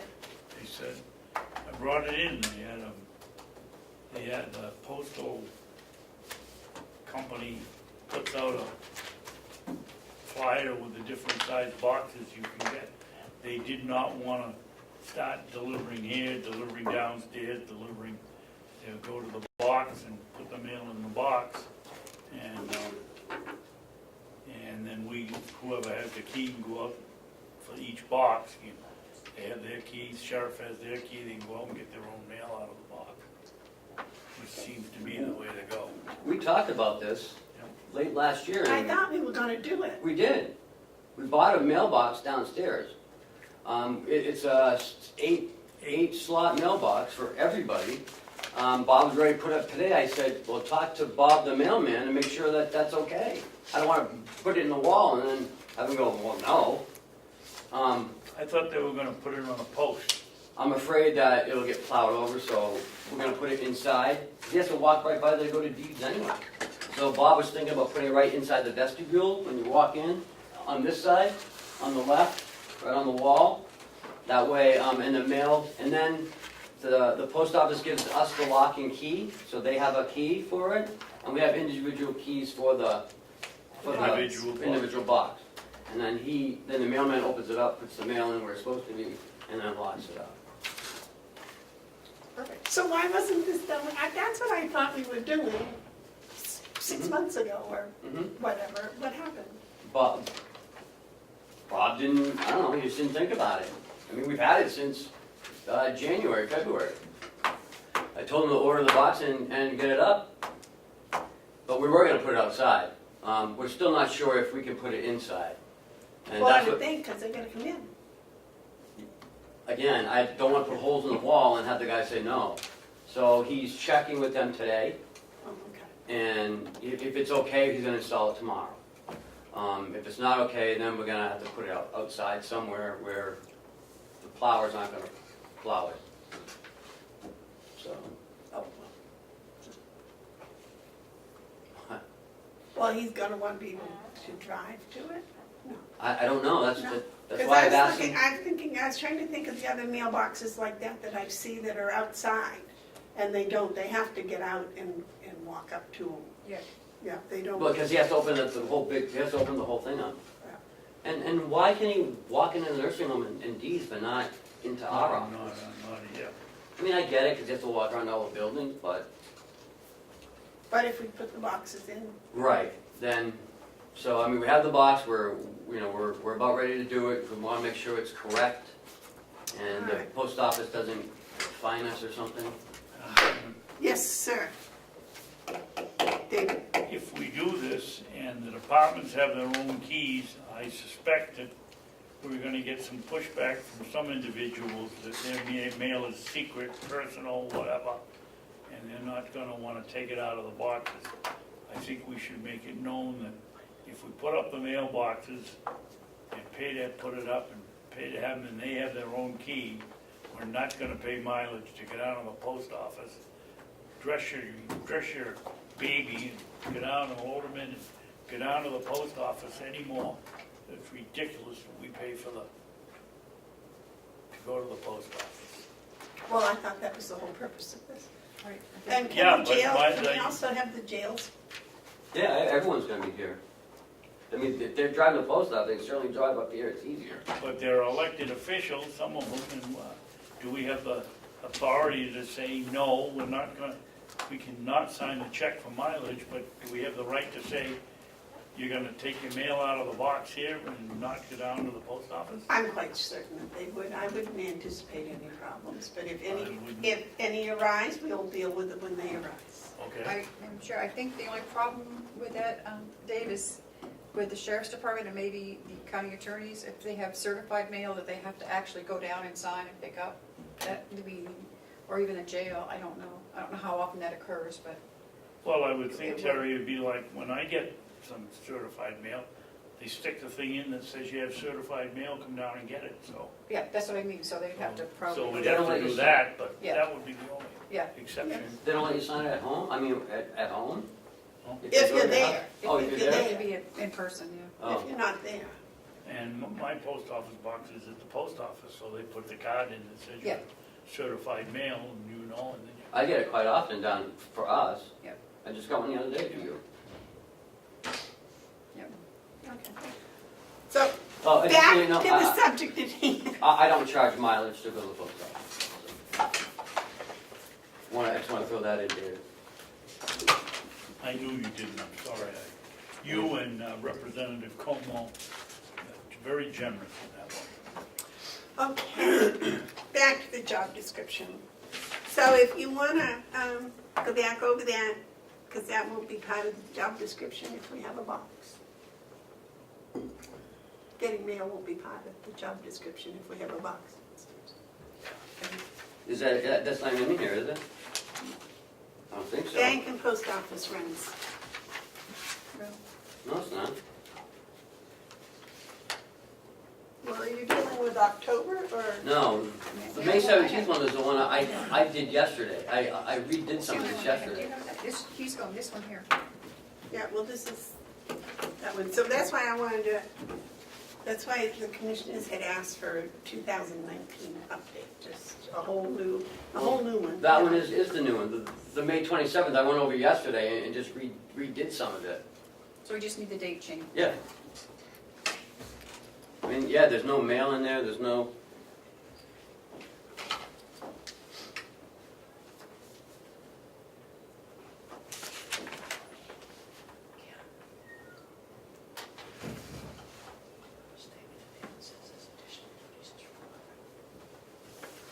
Yeah.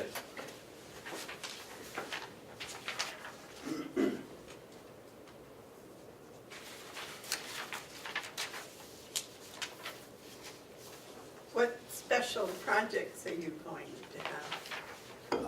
I don't know, whatever... I didn't Whatever have may one in come up. mind. Oh, no, I don't have any in mind yet.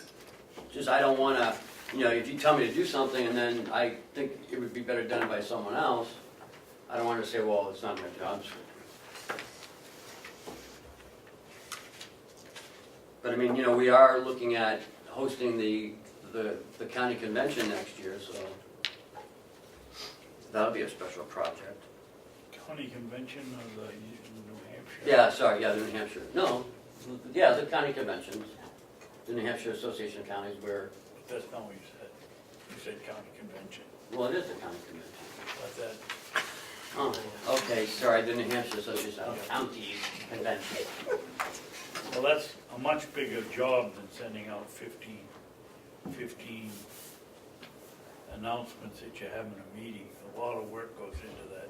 I can Planning just, of I it. can, yeah, I just got through the NRA and now I'm doing another big one, so, NRA? yeah, I'm the chairman Really? for NRA. Yep. You have a convention up north?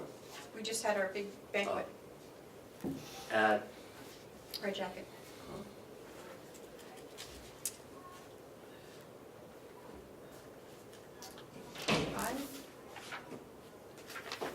Okay, so this, even though it's dated May of 2017, suppose it is a changed one from the one that was originally May of 2017? yeah, I took some things out and added a couple things. I think this one is a lot better for But- what you're looking for. This sounds to me, although I think it needs to answer to the, who is the department head down there? Yeah. Kathy? I am, You're the administrator. I'm the department head. They report to me. Well, you want to report to Kathy, that's fine. Well, I don't know, because before, the one I have, they were reporting to Cheryl. Right, because Cheryl at the time was training her, and then it would be best if Cheryl had done it, but then that didn't work out so well for anybody, really. So, if you wanted to answer to Kathy, I don't I mind. think she should. Doesn't matter to me. I mean, I have enough to do, but I Wherever is think, yeah, that's the whole thing, and I think this person is kind of like on the bottom of the, it's an entry level position. yeah, so, you know.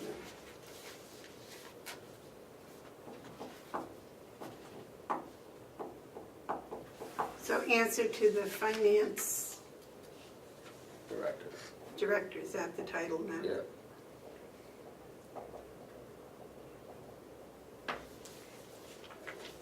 Is that all right with you, Cheryl? Or you wanted to answer to you? Whatever you guys want. Am I, I Karen? don't care.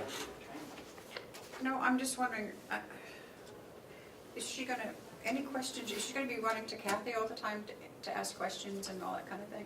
So I just don't wanna take time out of Kathy's workday, you know what I mean? I don't know, because I don't know what goes on down there, so I don't know who does what and where. Well, right now Cheryl's doing both jobs, so. If you want to put it to bookkeeper, you can do that. No, I mean, that does make some sense. She's gonna be going to Kathy for, oh, how do I do the water customs? at least for the first few months. Kathy's gonna say, well, you gotta ask Cheryl anyways. No, I was thinking you, but, Well, that's what I said, but because you're, But Cheryl's the one that knows all the, all this stuff. Okay, whatever they want, or you want, I'll go with whatever. I think probably eventually the finance director, but until then, you know, it's, I don't know, what do you think, David? I would think that the person would report to Cheryl, or I have the same feeling that Kathy's too busy to be in, and we'll put her in an office where she wouldn't be interrupted, and then say, interrupt her. Doesn't make sense. Cheryl is doing a fine job, and she learned from somebody, and she could teach somebody else, so. okay. Cheryl, you learned from Kathy. And Kathy Gary. Oh, you were giving Kathy Gary this Yeah, I've been here 7 years. Really? Wow. Cheryl, do you want to be responsible for that? I mean, I don't mind being responsible, because I'm gonna have to be training this person and teaching them, so doesn't bother me. Ken can be, I don't care, but I would assume until they get trained, the two of us are gonna be. Pretty close. Okay.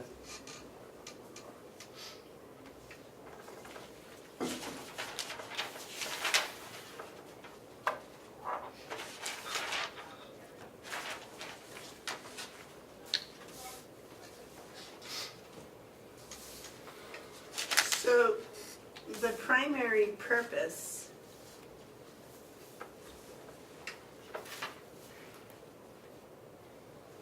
is to provide professional and efficient environment for the daily operations.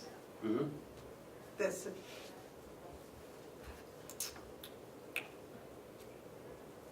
is continuously responsible to provide a professional, efficient environment for the daily operations of the finance office.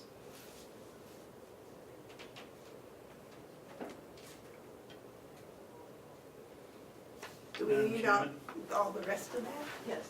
Could I make a suggestion? Instead of sitting here and doing this, which we got 2 or 3 days ago, why don't we just take a break and prepare it at home and bring it in next week? So This, we can put our suggestions together rather than going word by word here in a meeting. this isn't the one we got 2 or 3 days ago. Well, we got something that we could have worked on. Yeah, was it? No, I sent it to you Monday, I got it. Monday morning. I thought you said you worked on it yesterday. Well, yesterday, Monday, or whatever it was. We got it. Mine is. I worked on all it before I highlighted. sent it to you. This is the only one I had, I didn't have that October one, so. Okay.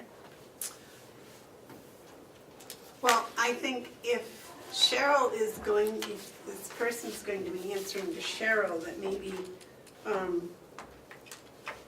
Cheryl might want to do any tweaking or addition to the job description and pare it down. But can we get it going at least, so we can at least hire somebody, or get it noticed, or? Can we, yeah, Something. I guess, can we make a motion to pass, for the job, to hire, and come back and bring this back next week? At least that way they can start getting it posted and start the Go ahead and process. make the motion. Is that okay with you? Yeah. Oh, yeah. Dave, is that okay with you? Yeah. To accept the position. Yes. I'll make a motion to accept the position of, we gonna call it finance administrative assistant? Yeah.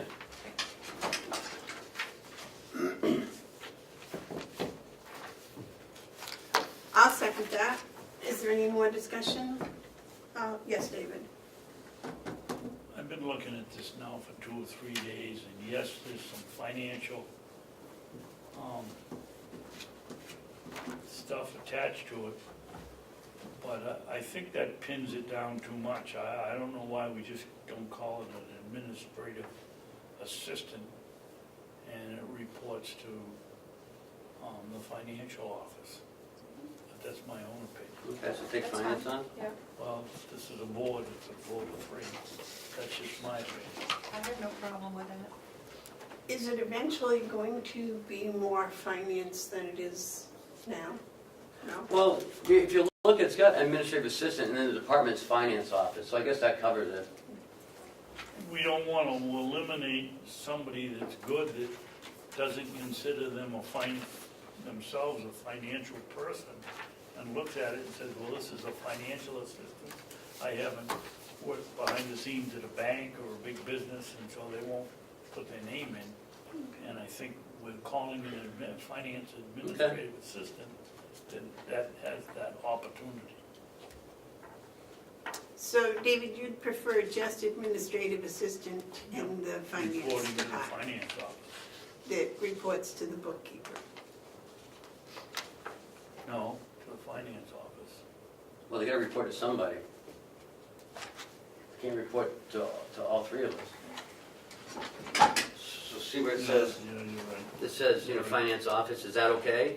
That would Department is be- the finance office? Yeah, Okay, that's what I would put. okay. So yes, Amanda, you're right. Let's stop and think of what I just said. Okay. So the motion's been made and seconded to accept the position of administrative assistant in the finance office that reports to the bookkeeper. All those in favor say aye. Aye. I said Yeah, so your motion has changed then, we're taking out the finance? Yes. Yep. Okay. I'm sorry. That's okay.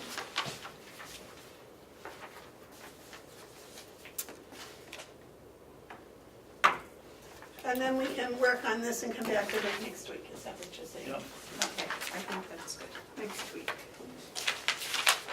But, I would think, is it all right now if they post the position? And although we haven't worked on the hiring policy, I think it's, the one that we have says 5 days in-house and then Indeeds, is that what it says? I think it says Indeeds or wherever it needs to be. Does it say we have to do that? Or- No, it says may. I mean, we have to do the Indeeds or just Indeed? No, Just outside. Indeed will be our primary Yeah. posting, something or other. Mike, I got it right here. Advertising, the department director will generally be responsible for publicizing the vacancy to the public as follows. The department head will strive to publicize the vacancy by means best calculated to inform as many qualified people as possible. Indeed.com is the preferred method. Madam Chair? Yes. But since this is a low-level entry job, why go Indeeds? Why don't we just put it in the 2 local papers for half the cost? I don't know how much Indeeds cost. It costs by how many people look at, or how many people apply to that. Yeah, but we can set the limit per day. It's, But I'm it's much cheaper to go with Indeed than just putting in the newspaper, just for your information. Jim? Yeah, so we can David? control it. Okay. Cheryl, could you give us a quick, brief rundown about how Indeed charges? I thought you just paid a flat fee and you put it in. No, we can set how much we want to spend per day for how many days. We can set, you know, So what we want to they say. charge by the person that applies. Right, and we can say we only want to spend $13 a day, so they'll cut it off there. And how many days? And how many days, if we want to go Okay. for 3 days, 10 days, whatever it happens to be. And you just push a button to stop it. And what has our experience been? To have more, accept more at the beginning and taper it down, or have the same amount for the 7 days or 8 days or 10 days that you're gonna go? Depending on what the instruction is, how long you guys want it out there. I usually set it at no more than $13 a day for however many days until we think we have enough. Am I early? Too early? Jesus. No, you're fine, you're fine. So where do you want me to go? If you just sit down, we need to finish just a little bit here. So where do you want me to sit? Oh, right over there, Mike, Right here. right there. Yeah, right there's fine. I just, So if we get 40 applications in the first day, I would shut it down, give you guys those applications, if that's what you want to do. I mean, I don't know how many applications you want to get in. Or Cheryl, how much is it per person? it depends. Does it We vary? control that. We control how many we want per day. If we only Yeah, want to, But how can you control it if you don't know how much it is you're paying a person? You know, how many if 8 people apply, how much is that gonna cost us? Is it Well, 50 cents a person? no, when it's they per call? day. It's not per person, Oh. it's per day. Per day, okay. Per that day. answers it. I thought it was per person. I did too. So it's per day. We set the limit per day. So. So why, if it's per day and we can have as many people as we want, why do we give them a figure on a per day if it's a per day basis? What if you I thought said, it was- what if you said, like, you know, 3 days per day? Does it do all day, or does it just do 3 minutes? Or is No. it the first 3 and then they shut it off? No, they won't shut it off until I ask them to shut it off. They will only charge us, once they get to $13 per day, they're gonna send me an email and say, you've hit your limit, do you wanna continue, do you wanna stop?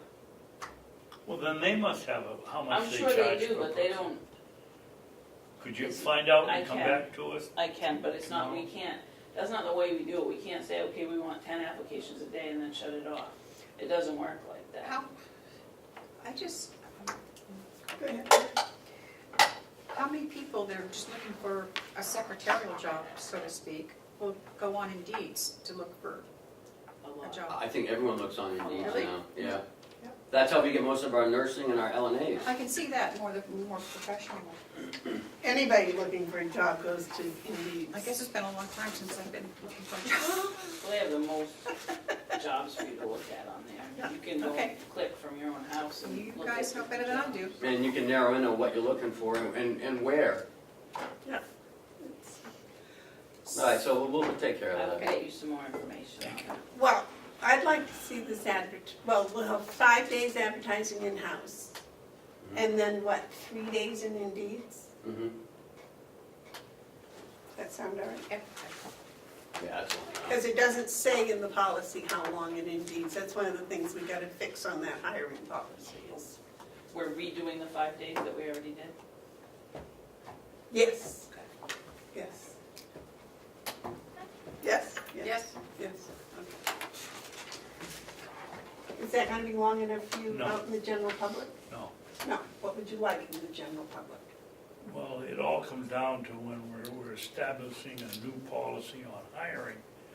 One of my suggestions is very different than what you have here. I would like to see a longer time on deeds and maybe a day or two shorter in our own place. I don't think in deeds, 3 days is long enough. I mean, unless somebody knows there's a job available and says to their friend, oh, there's a job at the county, we could be easily left out because it's only 3 days. But that's not how it works. You put in what you're looking for, Yeah. and Indeed sends them to you. It's like an email. They email you, Oh, oh, there's a new opening in okay. Carroll County for a secretary. Bam! That's why or I'm a looking for more bam. information, yeah, okay, that's fine. So for example, if I went to Indeed and I said, I'm looking for a job as a Pig farm, equestrian trainer, okay, then Indeed will send me what they have. Right. And if there's only 1 or 2, and then 10 days from now, there's another 1 or 2 comes in, they'll send it to me. Right. okay. I There's didn't like, I didn't pings it. understand that, I Yeah. just said that I didn't understand that, so Okay. that's fine with me. That's why everyone uses Indeed. They don't even have to look. It sends it to them. And you can put your resume in or your rep. Yeah, whatever you want in there. You can look at different cities and Okay. 3 days. All right, now she had a 10:30 appointment, Oh, she did? yeah. Did you want that to be non-public?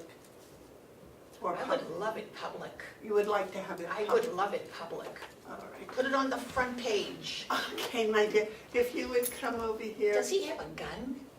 Probably, Why does he yes. have a gun? Because this is the state of New Hampshire, you're allowed to wear a gun. Well, why would he want to wear a gun in I don't know, here? you'll have to discuss it with him. Those things scare me. I mean, it's like, it's a police state. The police are all over the place. I believe you. Christ, it's bad. People don't know how bad it is. Okay. Now, would you please sit down, my dear, and state your name and the town you're from. You want to sit down? Sure. And just get comfortable. That's okay. Can they hear us? Yes. Oh, yes. Okay. My name is Josephine Amatucci, and I come from the town of Wolfboro. And what would you like to share with us today? Well, first of all, do you people, if someone is complaining about an employee of the sheriff's department, what can you people do for us? I believe when we have received a complaint, it goes to the sheriff himself, and he investigates it. A sheriff cannot investigate himself. Well, if it is a criminal complaint, then I believe Oh, yeah. the state police become involved and they investigate. But Am I correct, Ken? it concerns the police too. So that's why I'm here before you. So are you saying that there's nobody out there that can help? Yes, the state Attorney General's office will investigate any. They don't investigate the police. Honey, you have no idea what experience I have. And you know what?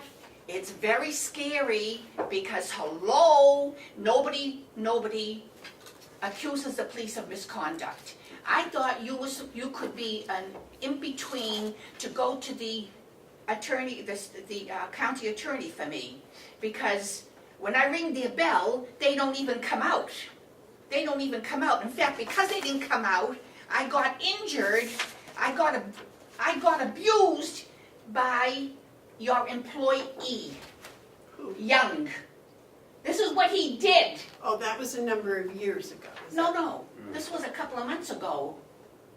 It was this past summer. This was a couple of months ago. I was not aware. This is what you get when you go to the county attorney to file a complaint.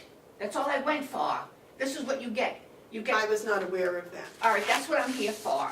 Now, you're telling Do me, you have the date that happened? it's all, in the sheriff's department. The sheriff has all the information.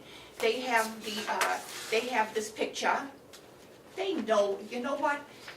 Better still, honey, they have the video, and they won't give it to me. What they did was they gave me 2 snapshots of the video. I don't want 2 snapshots of him just standing there, right? I want to show what he did to me. What he did to me, how he grabbed my arm and twisted it. I was screaming, crying, and squeezing it. I still have the mark, and it was months ago. And he forced me out the building. I had a right to be there. I have a right to redress my grievances to government. It isn't that I was where I should not be. See? And this is what you get. And this is what they'll probably do to me at the Attorney General's office. Don't tell me about the Attorney General. They're the police. And you know what? New Hampshire is a police state. We are a police state. And there's no separations of agencies. They're all one big brotherhood. What would you, what are you here to request? You have from to the excuse me commissioners? for screaming, honey. I just realize now, hello, there's nobody out there to help you. What would you like, what are you here to request from the commissioners?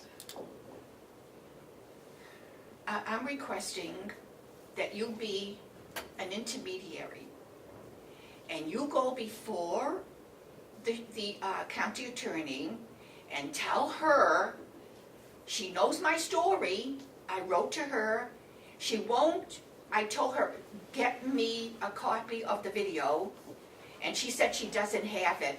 It was in her office. The video was working because she gave me two snapshots of the video. So she has the whole thing. So she's saying she doesn't have it. So when they say that, they probably put it in another office so they can say they don't have it. So I wrote back and said, wherever you put it, wherever it is, I want a copy. Could you give me the date and time?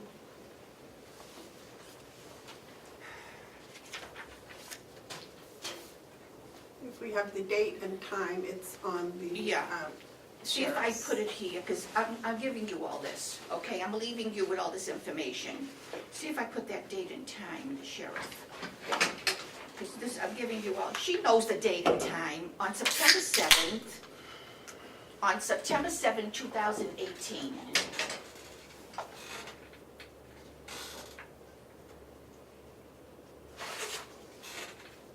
So you'll see everything on that video. It was So I'm gonna do what I'm, it was between 8 and 4. the time you want. Let me see if I put the Around time. 1 o'clock. Yeah, okay. See what you can do for me, because we have no place to go, and I want them terminated. I want that Young terminated, and I also want Chief Chase terminated. He is the biggest criminal going around, and I have my information here about him. I want him out. He wasn't involved in this incident, was he? I'm coming to you for 2 employees of your sheriff's department. They're both employees. So they're two separate incidences. Right, that's what I was trying to Yeah, get. but I want to address both. And so what was the date and the time with Chief Chase? May 7, 2014. Okay, that's the one I was referring to. There was Oh, several for years- Chase?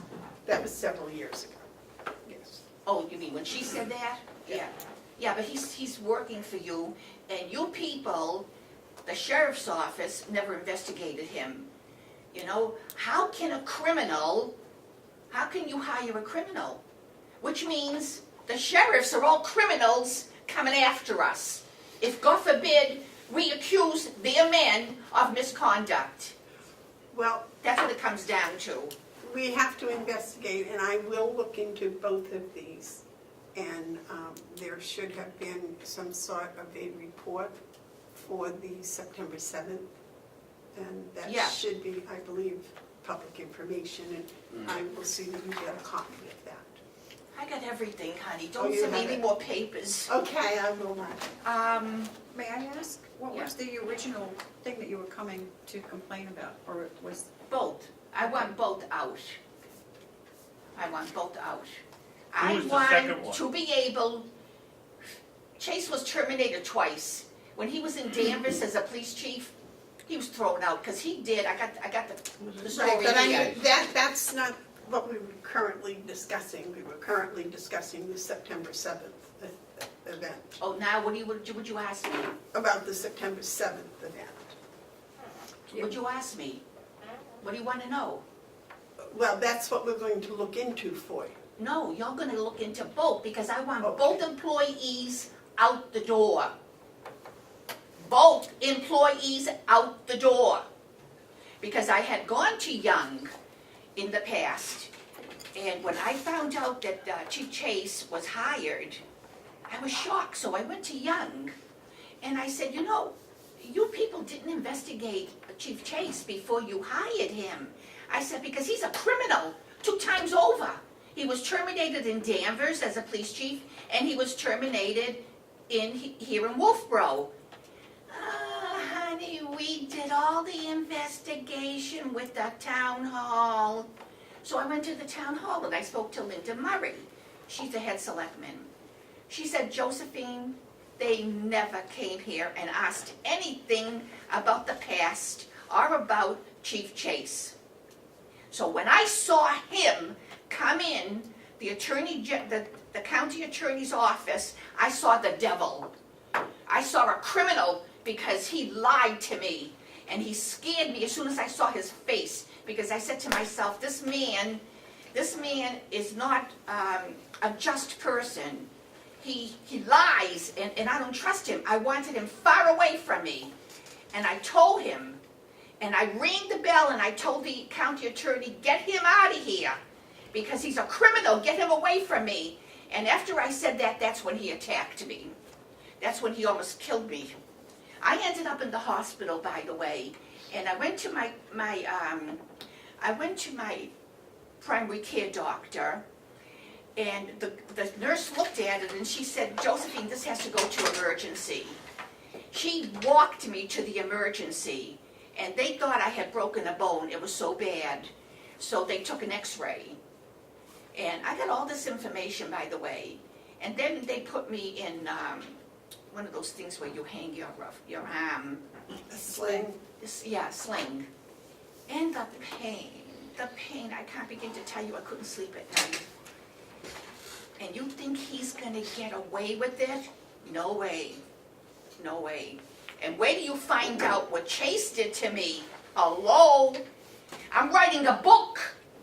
I'm writing a book about the corrupt criminal justice system, because he got away with it. See, he's working. He's getting 2 pensions. A criminal is getting 2 pensions, and he's got a job. I mean, he's better off now than when he was police chief, because he's getting 2 pensions plus he's working. He's loaded with money, and that's what you get when you're a criminal. I'm so Are you sorry. okay now? I have to apologize again. You have no idea what I've been through. But you know the problem? There's nobody to go to.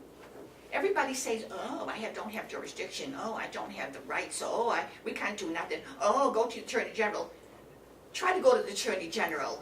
They're the biggest frauds on earth. Okay, well, we will look into this And do nothing. Well, thank you anyway. They're gonna do a lot, right? we will do what we can do, ma'am. Which is nothing. Thank you, by the way. Thank you for coming in, Josephine.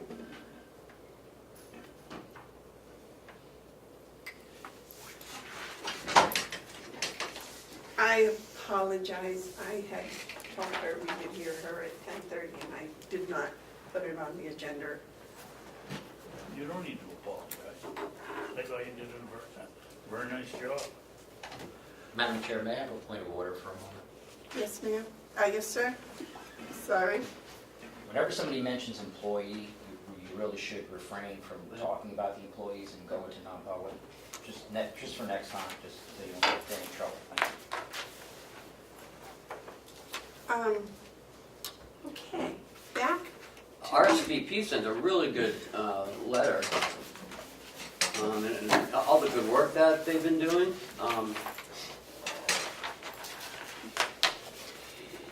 It's their There it is. quarterly report.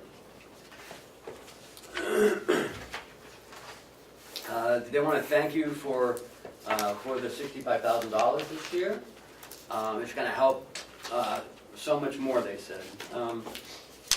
We have 411 plus volunteers. That's tremendous. That is tremendous. And they do such good work. I don't know how many people they take for appointments, doctor's appointments and hospital appointments, and that's just incredible. Terry's supported them for years.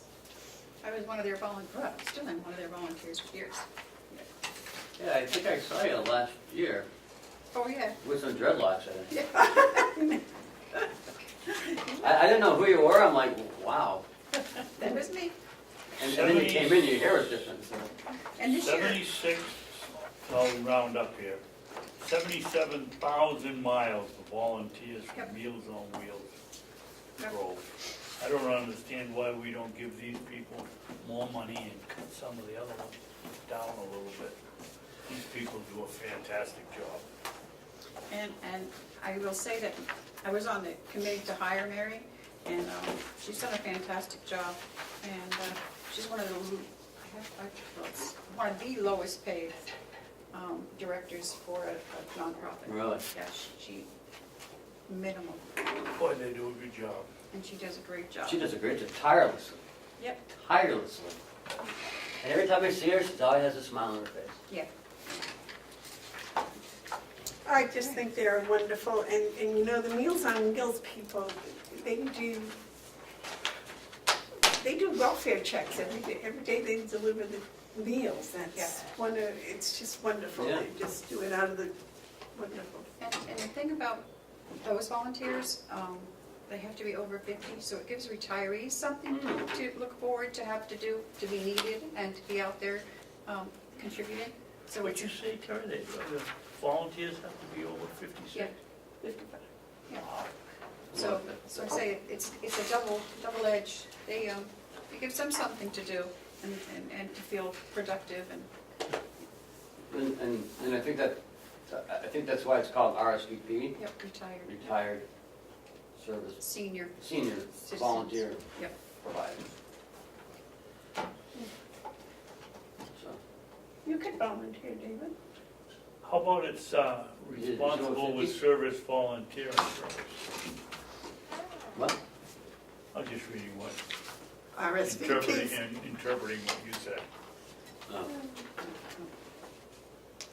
Respond with service volunteering purpose. Yeah, well, I think that's You're what they... close. No, You they came just short wrote that in the on there for ballpark. something else for you to say. Okay. Next on the list is the hiring policy, which I guess we've already discussed it, but one of the quote homework assignments we had last week was to look at the hiring policy and come up with some tweaks or changes or things that we would like to add. David, did you have anything? Well, why don't we start off with yours?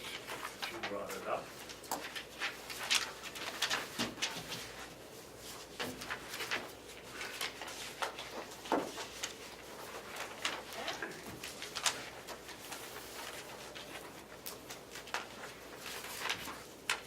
Okay, which one are we going to work on? I don't know, I gotta find it. Okay, there's so much stuff here. Did you include one in the packet? Yes. We did.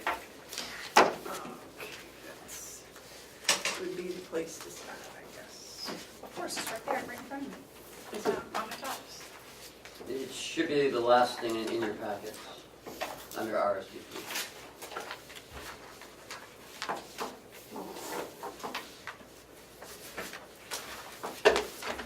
People just be methodical about this.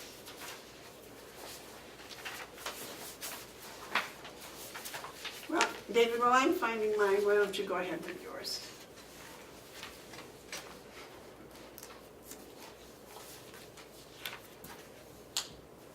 David? Well, I'm trying to find mine, you go ahead with your suggestions. How do you want to do this? Well, you have some suggestions, correct? One of them is time. I have 10 suggestions. Okay. Well, let's start with the first one. Okay? Number one, all jobs will be advertised 5 days in campus buildings before going public. The purpose being to give current employees time to make sure that they are aware of the job opening.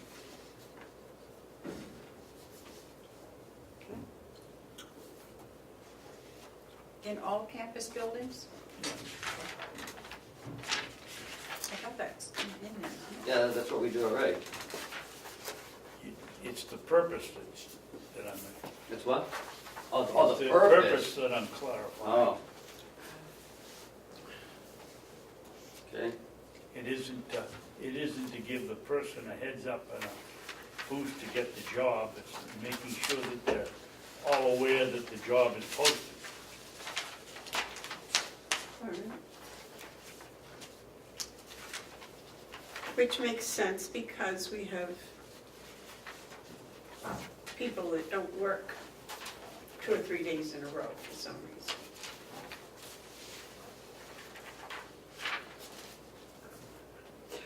So do we want to, are we going to add stuff to that, or going to go through your 10 and then go through whatever else?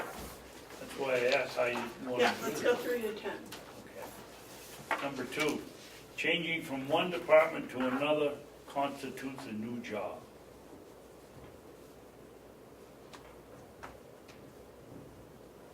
Thank you, David. That was one of mine.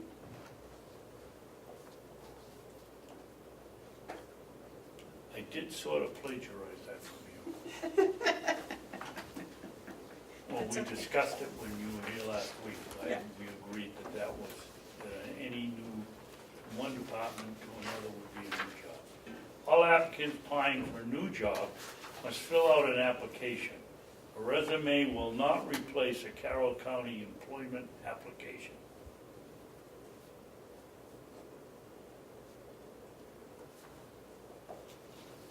New applications for all new jobs?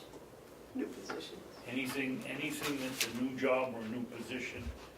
We can't have people transferring from one department and for another and then saying, well, I filled out an application 15 years ago. Okay, so new applications for new job. Okay? For them. 2 commissioners will be on a hiring committee of new department heads or higher.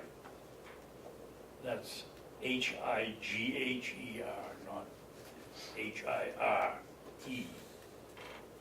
The committee will consist of, but not limited to, the county administrator, 1 supervisor from the department which is hiring, an HR person, and an independent person from another county or government agency who works in a relative position. 5, job So openings, slow down. Repeat that again, David? Slowly? want a copy? Yeah, I'd like one. Look at that. You didn't have one?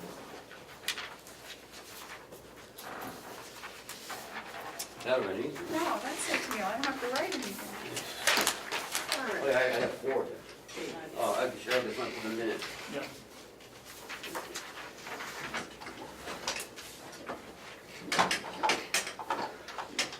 Oh, that's what it said, okay.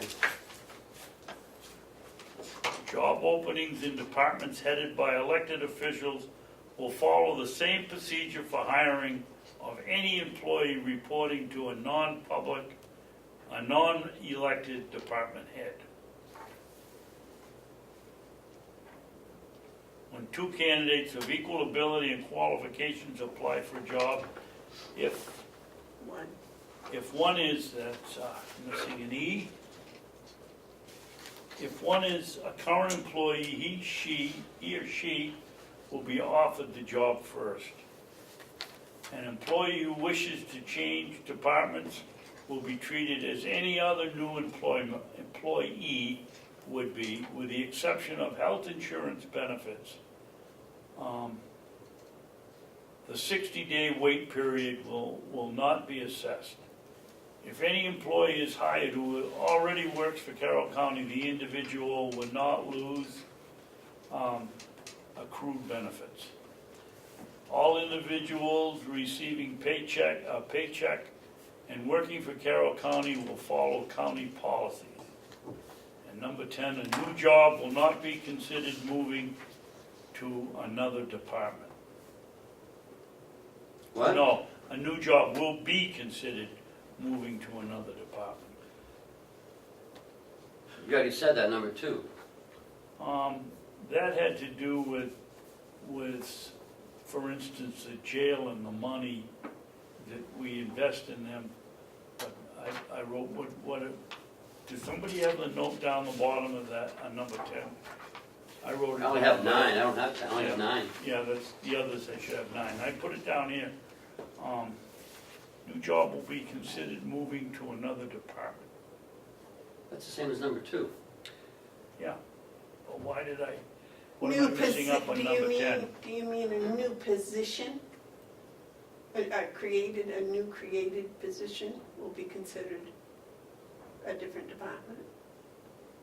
No, because it could be in the same department. Well, let's just, So- let's start here and see if I can figure out. My what only that concern is. with that It is, is number 2 is the same. well, my concern with that is that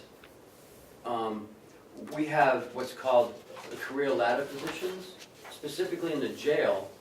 If a correctional officer moves up to a corporal, then he moves up to a sergeant, then moves up to a lieutenant or captain, and then major, I mean, we're not gonna go outside and look for a corporal. Because we run tests inside for this position. So whether you consider if someone leaves as a corporal and leaves a corporal position open, we're not gonna go outside and look for a corporal. We're gonna promote from within, it's called a career ladder position. Same thing with the sergeant, same thing with lieutenant. I mean, we invest a lot of money in these people in education and training, and I think you're gonna have a lot of pushback from the jail. I did something wrong here with the 10, because 10 and 2 are the same. Yeah, that's what I said.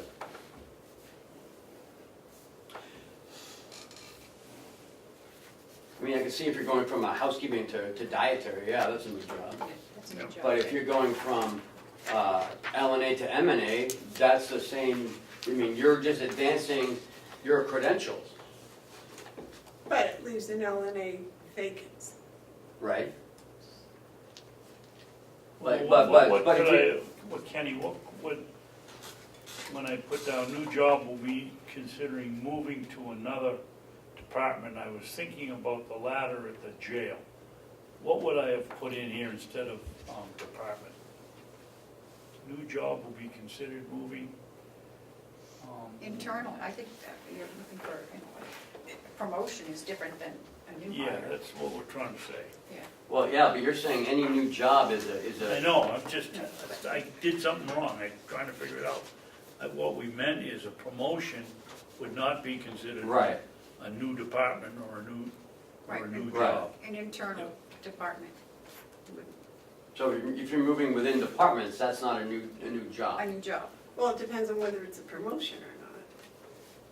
Well, it still doesn't, Well, if you go you- from you- a sergeant to a corporal, it's not a new job.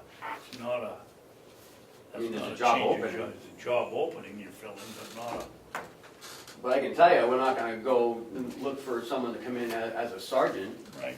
No, but they would come in on the bottom level, because everyone would. Yeah, but that's not what that's saying. Yeah, It's- but how would, everybody would be promoted upward, Right, and then there would be a vacancy at the bottom. right. But that's not what he's saying. He's saying every job is considered a new, every new open position is considered a new job. No, I think That's you what I said here, but I also said I got it wrong here. so. Okay. I think you just have to look at We're the word. talking about a promotion should not be considered a new job. Right. Okay, well, that's totally different from two. Hmm? That's totally different from two. Yeah, Yep. So Ken, you wanted to say a promotion? I think you should within a probably, department, I think you should just put that under with two, instead of all the way down, but whenever you're Okay. ready to do these. So a promotion is not considered a new job. If it's interdepartment, if it's Within a department. within a department, Considered. I don't know the exact wording, but No, I think that's good. The sheriff, does the sheriff's department do the same thing?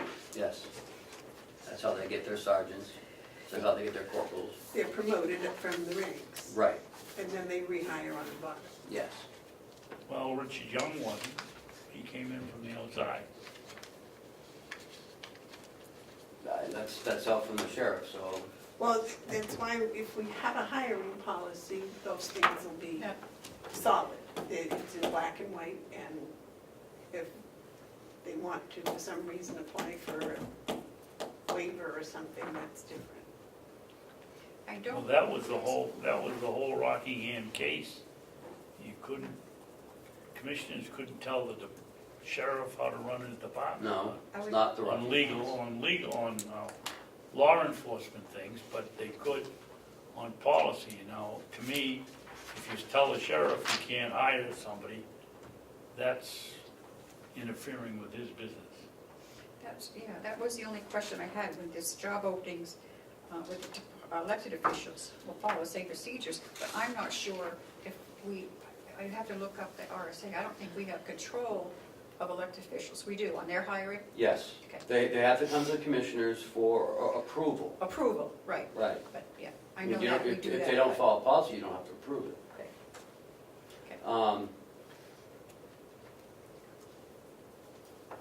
There is issues with law enforcement though. Yeah. Yep. You can't interfere with a certified law enforcement officer, so I think that's where that fits in. And I think that's why Richie, because the sheriff has the ability to hire a chief deputy whoever he wants. He could make a road deputy his chief deputy. I believe that's in the statute, and that's in the, I don't know. that's in the Rockingham decision. Because it's law enforcement. You can't tell him what to do with a certified, a sworn officer. But you can tell him he can't buy 3 cruisers this year. Or budgetary. Right, as long as it doesn't interfere with his law enforcement duties. Like, you can't tell him to not investigate something over it. Well, and like the county attorney, we can't tell her what cases to prosecute. Right. What cases to plea bargain out of, Right, that's there. But the employees, we can tell them, you gotta give 2 weeks' notice if you leave. I mean, everyone's gotta follow county policy, whether it's financial or whatever. Policies are for everyone. It's not just for, select people. Well, that's the end of my suggestion. I think some of these are pretty good, actually. What are your suggestions, Madam Chairman, Commissioner McCarthy? Well, you stole most of mine, Commissioner Babson. What do you got on your list? I didn't even bring it out when I saw yours. No, this is fine, I don't have any other than what's on here.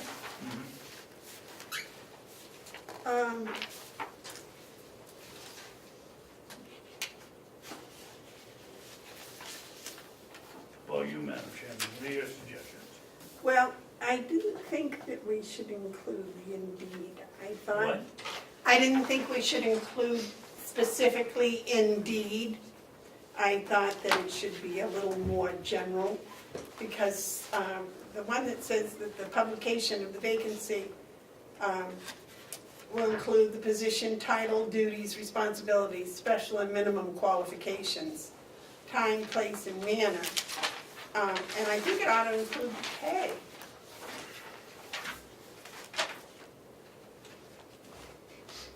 If we should tell them what the pay is. I mean, you normally do that when you're when you're in an interview, but I mean, you can advertise it before too.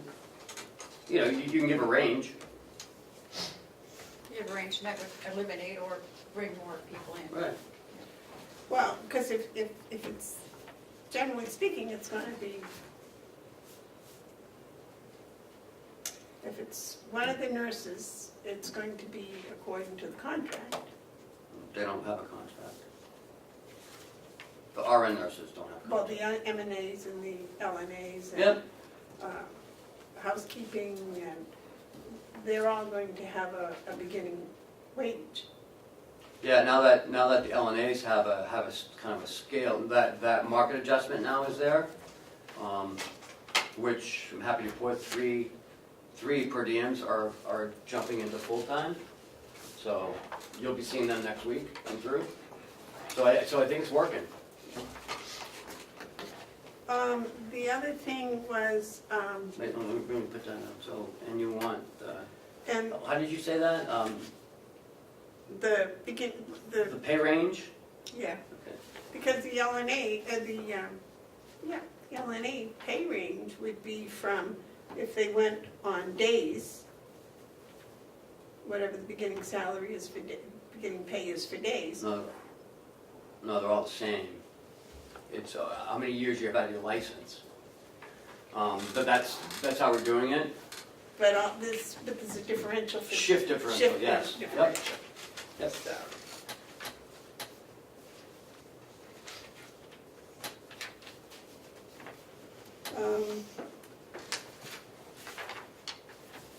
So we're adding the pay range.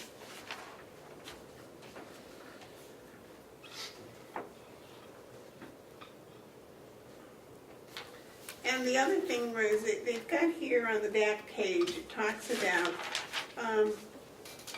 examining procedures Where's that?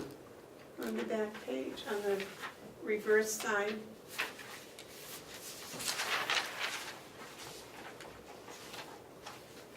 Does yours have 10-6 selection Yep. procedures, examining procedures? Mm-hmm. I didn't know what those were.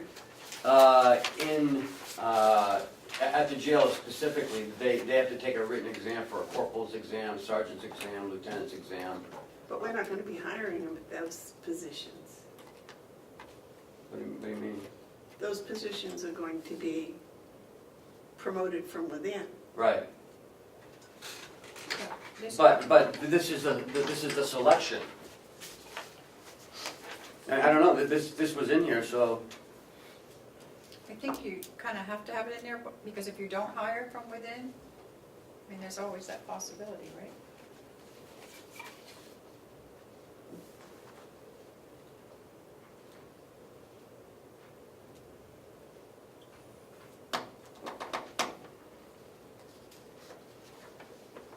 Well, I mean, can we give them a math test? if they're going into finance, maybe. But, I mean, I guess you have to know how to count how many inmates you have, 73, 70? Well, that's the other thing. And then, the medical screening, Mhm. is that our doctor or their doctor? It's either one. We are sending them to the White Mountain for a physical. We pay for that? Yes, it's part of, it's law, we have to, the Department of Labor says we have to. Is that everybody? Yes. Do they do, drug tests at that time? We have been talking about doing it. We are able to do it, but we have not yet done that yet. I think that that should be included in part of the medical screening for hiring, Yeah. for everybody. We might have, we might have some pushback from the union, so we might have to negotiate that. I'm not sure it's in there, but as far as, drug screening, it's very, I know the sheriff does it, and I know the jail does it. On their new hires?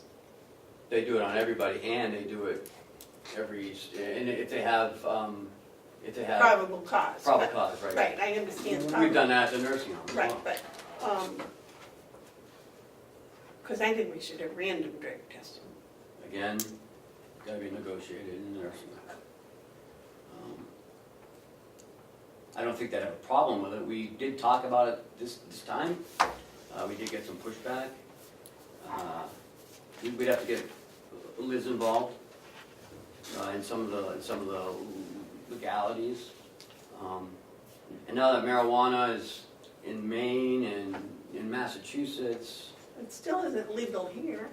but again, I don't think you can stop somebody from, if they live in Maine. That's where the legal part is, and that's what Primex has told us, that this is gonna be coming. So, I mean, Jason has been looking into it. Even though we test for all those drugs now, if marijuana hits, there may not be a mechanism for us to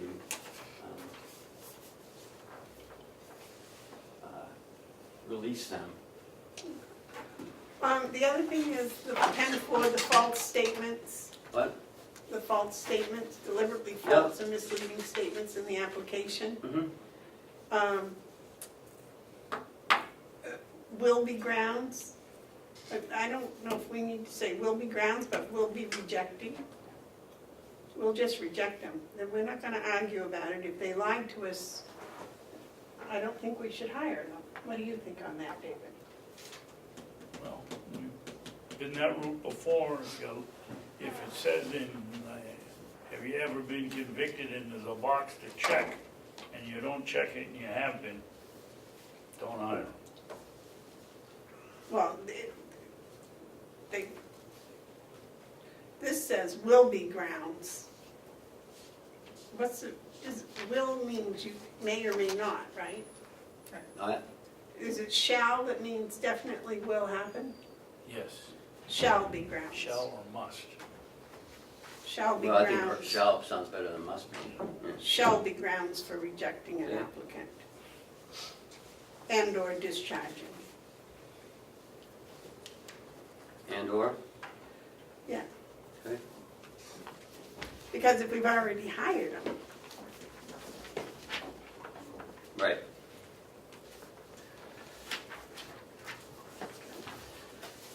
all right, now, David, what else? We covered most everything else.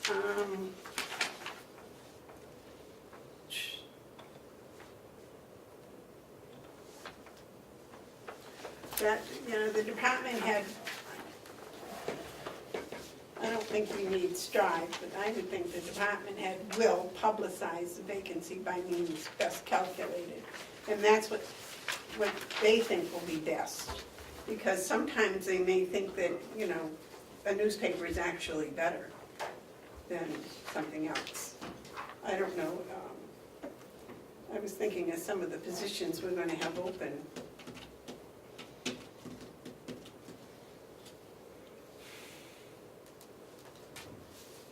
So how do you want that to read then?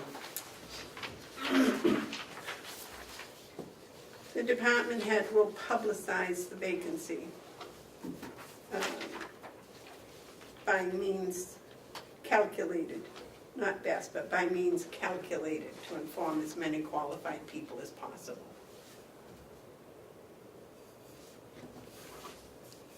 Okay.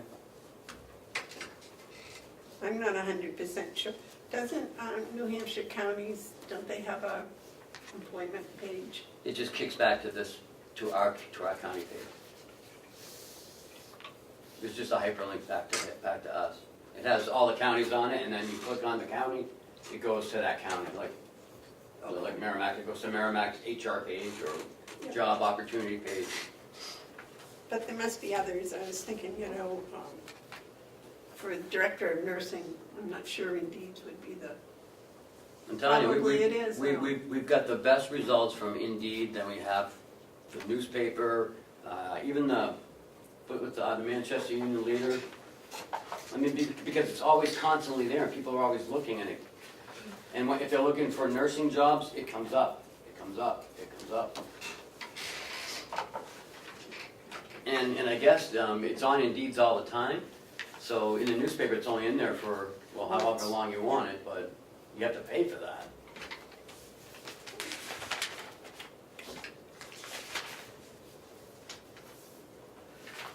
all right, so David, if you would give Ken a copy of your 10. I have, I just crossed 10 off because that didn't make, it was like Well, we changed it to, promotion from within a department is not a new job. It's not considered a new job. We put that no, up well, we put it at 2, at Well, 2. okay. so we got rid of 10. And put one together for next week. Okay. And, With those changes. yeah, I'll try to send to you Friday, that way you can look at it, because I may have missed a couple things.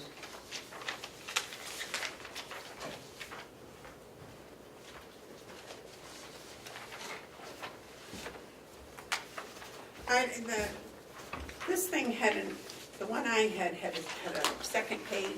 Did yours have a second page? Yeah, I had 3 pages on it, the one I gave you guys. I got 2 pages. I don't know what happened with one.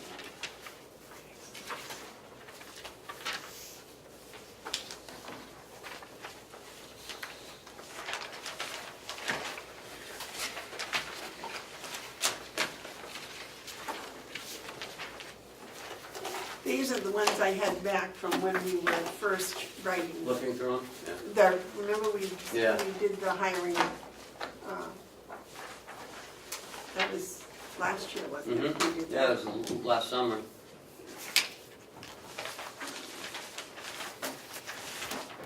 All right, and what else we got? That's it for the work program, with the work. Yellow folder. Is this for public? Oh, yeah, yes, I'm sorry, yes. Yeah. Received a letter from a family member on the nursing home, from like the Poussin family, Roger Babe Poussin. If you'd like to read it, would you read it into the record, or? I, We ought to. all right, I will do it.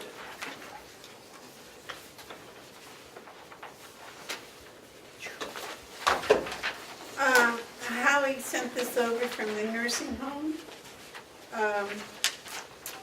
Jen Dockham, the LPN, just dropped off the attached letter from the family of resident Norman Poussin, who recently passed away. Jen suggested, and I wholeheartedly agree, that you and the commissioners should read their very kind words. We not only take care of our residents, but oftentimes we are caring for their families as well. And this is the letter. Dear friends at Mountain View, our thanks is beyond words for the love and care you gave Norman Babe during his stay at Mountain View. The care, patience, and compassion he was given by the staff could not have been exceeded. His experience at his late home was made possible by all of you. It takes special, skilled, and compassionate people to care for Alzheimer's patients. Again and again, you all showed incredible patience and understanding with Norman Babe. He truly loved you all, even if he wasn't always able to show it. You were all our eyes, ears, and hands, caring for him and loving him through the trying time in his life. For this we thank you. Everything happens for a reason, doesn't it? Somehow he was able to keep his sense of humor and had a way about him to make people laugh. He was a special man whom was able to touch many lives throughout his life. That's what life is all about, isn't it? Each one of you has special gifts that you shared and touched Norman and our family with. God has a plan. I'll never forget Diane sharing Kim's experience she had on that restless night when Dad asked Kim, "You know my daughter Diane? Can you please ask her if there is anything she can do to help me get into heaven faster? Every time I try to get in lately, they say they are not ready for me yet." These types of experiences surpass anything beyond words. You may not know it, however. Norman had never been baptized. He grew up in a mixed religious family. His mother believed that people should have the choice to be baptized or not. As you can well imagine, Norman was a bit of a hellbird. He never got around to being baptized, although it was discussed in his later years. We believe that the Holy Spirit was speaking through us and asking for Norman to be baptized. We embraced this message and Norman was baptized on Ash Wednesday and passed restfully 5 days later. Someday we will all meet again. Like Pam says, it's not what you go through, it's how you go through it. Now Norman is in lollipop heaven. Love and thanks to all, Diane, Roger, and the Poussin family. Some nice water. Very nice. Very nice letter. Brings me to tears. Yeah, I can hear you choking up a little bit. No, we're over there for breakfast today, and I'll tell you, the personnel that work over there with our residents are just incredibly caring and considerate and just wonderful people. Every one of them said that they love the food over there and they love that whole building. I mean, they said they can't imagine being anywhere else. Yeah. For Pam's location, we have a veterans tax exempt for $500. It's the commissioners 2 years ago brought this in, so just need you to vote and sign that the resident can get the exemption. I'll make a motion that we give the resident the exemption. We don't need to have his name. I'll second. Any discussion? So why is he getting the exemption? Because He's he's a a veteran. Does he fit the requirements for the exemption? Obviously he does. Yep.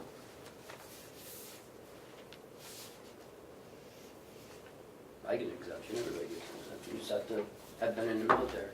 We're gonna take your DD 214. Yeah. Any other discussion? No. All those in favor say aye. Aye. Aye. Do we sign this or does Joe sign this? All three of you sign it. It's on the back page. See what it says sign here? Select.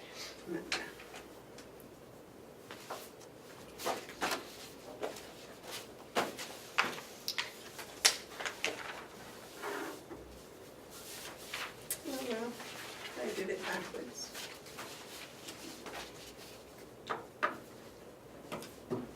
All else fails, read directions.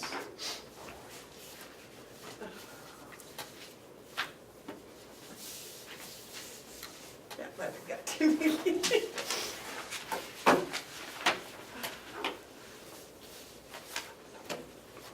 And we just all got invitations to the 4th annual silent auction and dinner fundraiser for Whitehorse Addiction Center on May 10th, from 5 to 8:30.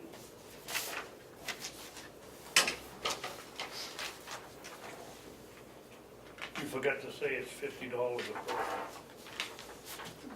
Is that them? I'm curious to see who it is.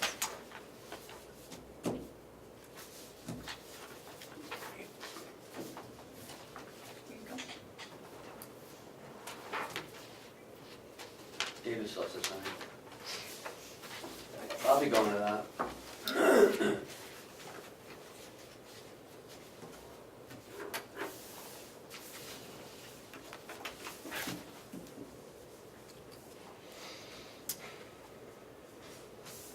Is that all in the yellow folder?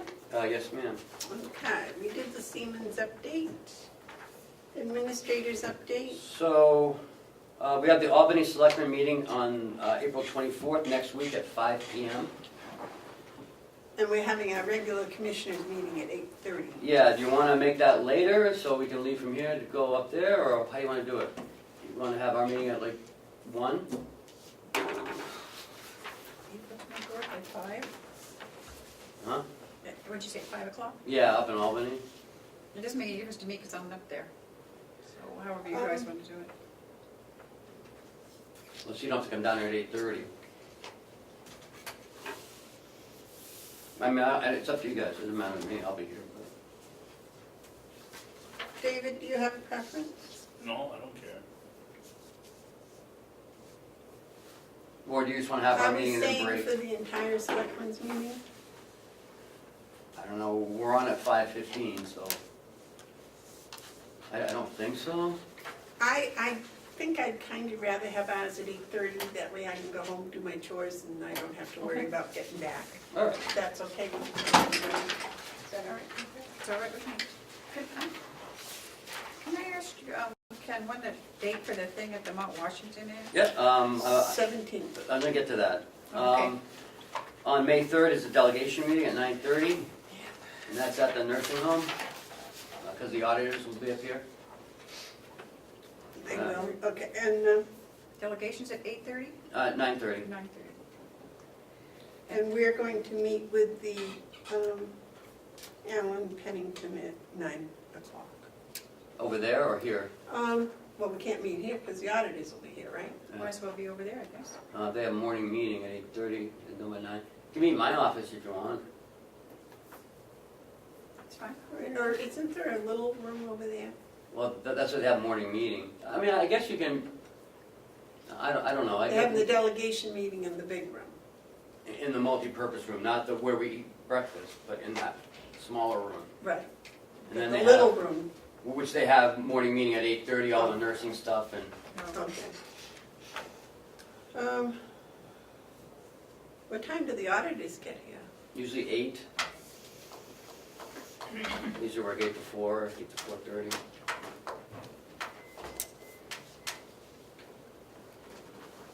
We can just do it in my office. I have that table. Okay.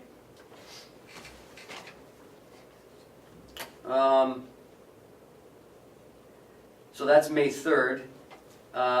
May 15th, there is no commissioners meeting, as the commissioners will be attending the Primex conference in Bretton Woods.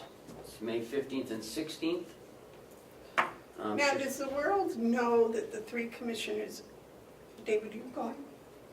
Yeah, he's on. So the 3 commissioners are going to be together up there? That's what we are posting it. I'm gonna have Cheryl post it downstairs. I'm announcing it here, Okay. and we'll put it on the website too. So from May 15th, 15th and 16th. 16th, yeah. What time do we have to be there, Ken? On the 15th? Well, we're going up on the 14th, Oh, we're going up on the. yeah, and we'll come back on the 16th. So, We leave here about 5. Whatever time you guys want to leave. Yeah, you can get your room at 4 o'clock, I guess. I'll check it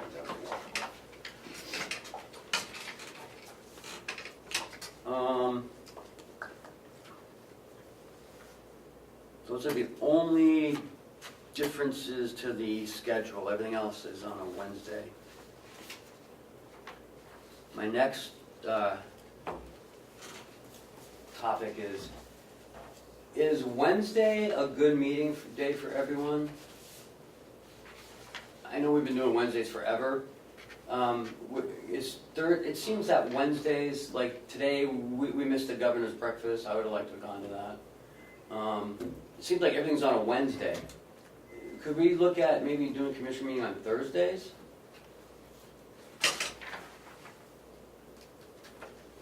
That would have you sign checks too on Thursdays. How's that going to affect the checks getting? Well, it gives Cheryl an extra day to do checks, that's my point. Instead of her staying up till 6:30 at night on Tuesday, trying to get them ready for Wednesday. I don't know, we can think about it, you don't have to decide today. It makes no difference. Just thought I'd throw it out there, it gives everyone an extra day, and, because sometimes they're not ready on Wednesday, and then you guys gotta come back on Friday or Thursday, and... So, let's think about it for a week. We can talk about it next week. And that is it for my update.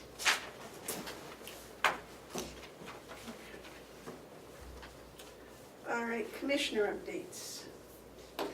Terry, do you have any? David, do you have any? Yes, good, 3. 3. Last night was the monthly meeting of the advisory committee for the cooperative extension, and they were all very thankful to the delegation and the commissioners for passing their budget and adding Amanda Royce full-time. It was a nice meeting. We heard from the woman that does, Ann Hamilton, that does the food safety all over the state. I didn't realize all I got out of it was I should be dead.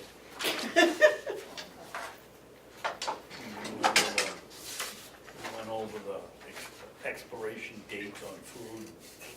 Don't eat dirt, and wash your hands. And all I could say is, why am I alive? But it was very, very interesting. The new emphasis is on production food from local growers and what they have to do. It really, under the new food laws, it was amazing the tightening of the regulations on going into your garden to get food to eat. The next thing I had was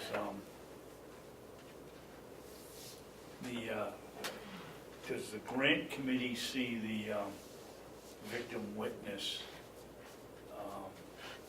grant? Yes, They do. and there's a second one, I think, being applied for, so I'm going to see about having a grant committee meeting on the day of the delegation meeting. They're planning for a second one for what? Tell you the truth, I don't know. I saw it on my phone, I didn't open it up, but I think it's for the victim witness. The first one has a grant, and I think the second victim witness assistant or something. It's too late, that would be supplanting.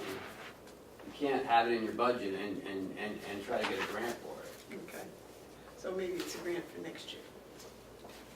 Well, then she can't put it in the budget. She just let you know, she can't put that position in the budget. Next year, Right. right. But as I said, I didn't get that. Yeah. Well, I read quite a bit of it, and Okay. I was surprised what was in it that, I can't say hasn't been done, but certainly we don't hear about it. And I would suggest that the grant committee get a hold of it and take a look at it and study it.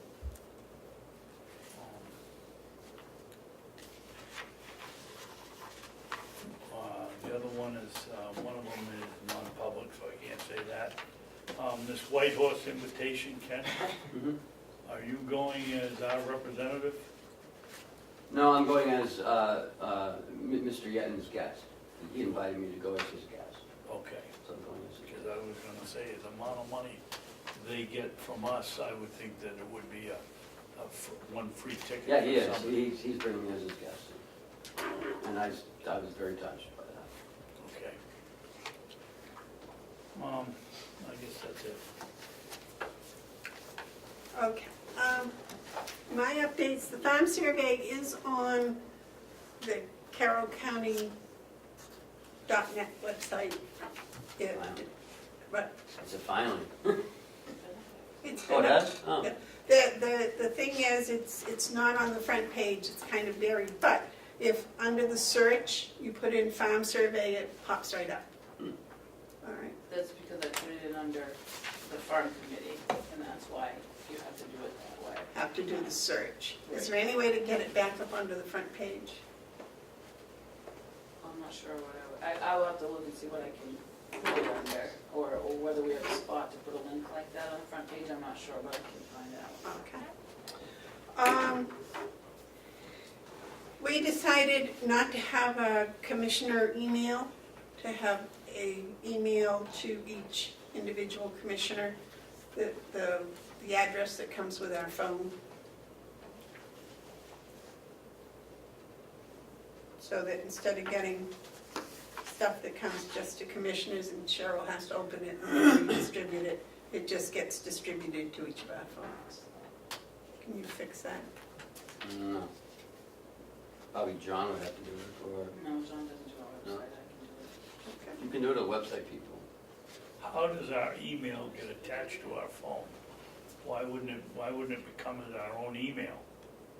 Well, you can put your own private email in there if you want to, but we have an email that's, what is it, like Bevard at carrollcounty.net or something, is that what it is? NH.net. NH.net, yeah. Yours is, you have one too. Yep. Yeah. And that way it'll come on your county phone. Oh, Is that where yours goes now? comes to the county. When it goes to Bevard, carrollcounty.net. Oh, okay.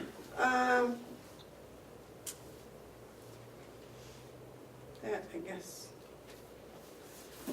Oh, yes.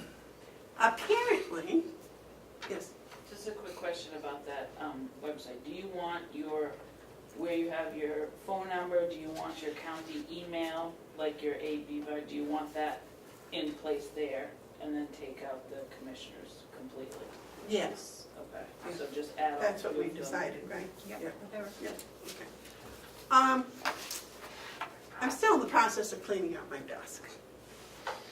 Apparently in 2009, there was a range fee for all departments using the Carroll County firing range of $250.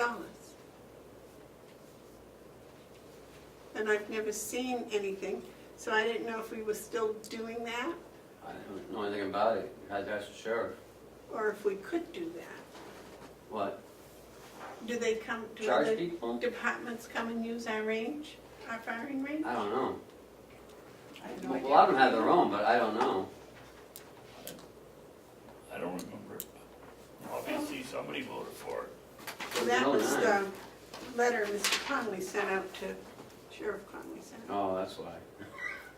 That's why he doesn't remember, but I don't know when that was. That was a number of years ago, so I didn't know what had happened with that.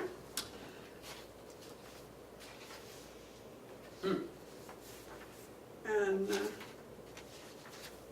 Well, I think we should start, if we're not doing it, then we should start doing it. Is he gonna charge other agencies to use it? Is that? yeah, well, that's what this said. It says, yeah. it's- Because we upgraded the firing range. We did? That's what he says.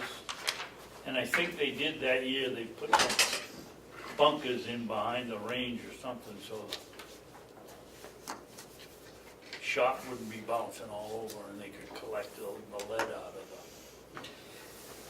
So it says that he'll be instituting it, not the county.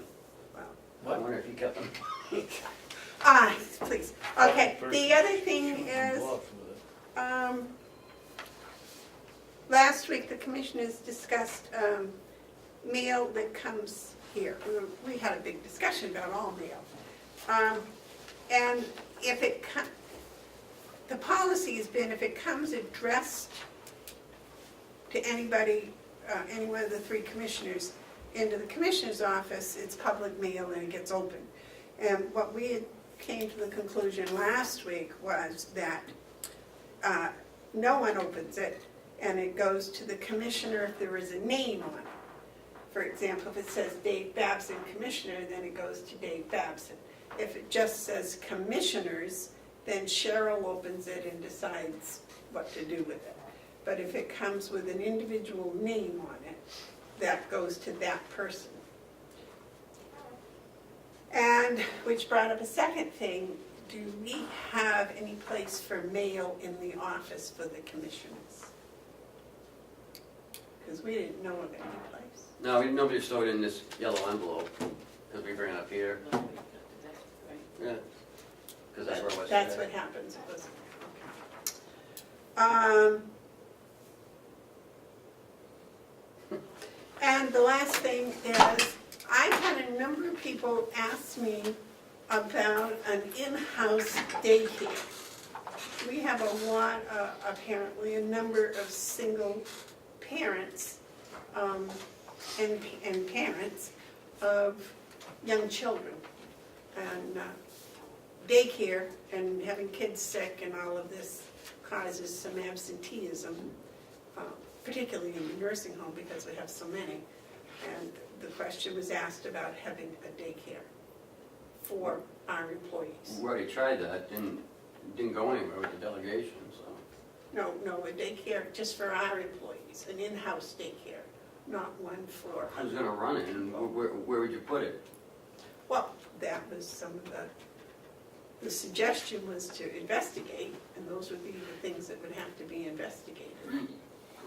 We owned the childcare center, we had 52 children back in the late 90s, early 2000s, and it's quite expensive, quite costly.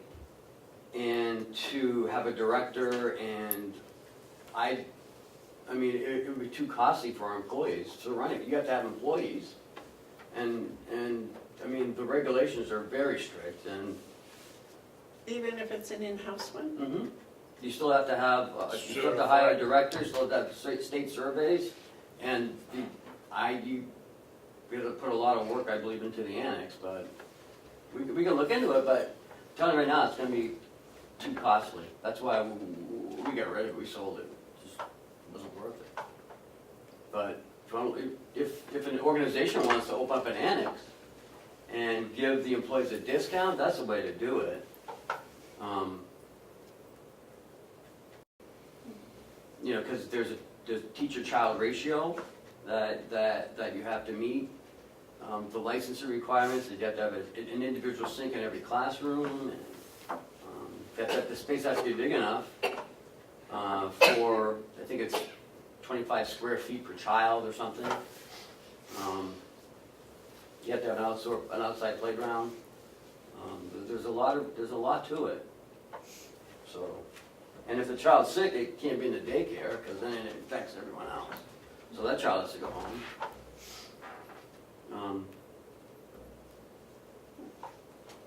Good comment? It would be nice, but I mean, working with Vaughn and their daycare, I do know there's a ton of state regulations and Yep. that you have to jump through hoops, so, I mean, it would be fine to look into it, but I mean, it would be wonderful, because we're out here in the middle of nowhere, kind Right. of. It would be great for employees, but it would have to be cost effective. I don't know, where is the nearest daycare? Where's what? The nearest daycare. Isn't there one in Brownridge? We got one on, Huh. one on, Center Ossipee. Ossipee. And that one that There was came one here. here in the church that closed. How about that one that we looked at the That's dining room? Head Start. Yeah, we're That's there Head in Start. That's up in, Freedom? no, that's the one in. Oh, Center Ossipee. Yeah. That's the closest one, Center Ossipee. That's Head Start. They don't That's take not daycare. infants. No. All right, that's all I had. Yes, Joe. Yes, Madam Chair, just wanted to follow up on this issue of the missing envelope from the Hales location. I had another conversation with Kathy Golden about this. She's going to reproduce the checks and so forth. You know, we're into the 17th now, and one of the checks in there was her paycheck, and I'm not specifically using that because there was other checks in there for I think there was one in there for the town of Conway that we've been wanting to pay. So she's going to reproduce them, and I just didn't know if we're going to use this post office box, perhaps that would help. It's pretty clear to me, you know, it's nowhere to be found in the county's capacity. So I'm thinking it's probably the post office that lost it, but irregardless, we've got a personnel who's missing a paycheck, and we got the town who's missing a check, and I didn't know if we had any kind of policy in place to help this kind of a situation. Call the bank account. This is the first time it's happened, so, I mean, things happen, the post office is a big Right. thing. I mean, we've always gotten our envelopes before, I don't know why this one I didn't. don't either. And she does have a receipt that she's following up with, so, but, you know, I think my biggest concern is obviously, you know, that person's paycheck too. Mhm. We need to get there for their paycheck. David? If it's such a big issue, Joe, and she has something that shows that she mailed it, why didn't she start chasing it a week ago? She has been. And what do they tell her? She paid for tracking, they didn't. No, they it don't wasn't track paid for tracking, she had a receipt for the postage. That's what It never comes in tracking, she just sends it regular mail. So I mean, but she's got something that, Shows that she although it mailed. was not 100% that she Right. mailed, it's pretty near positive that it got mailed. Yes.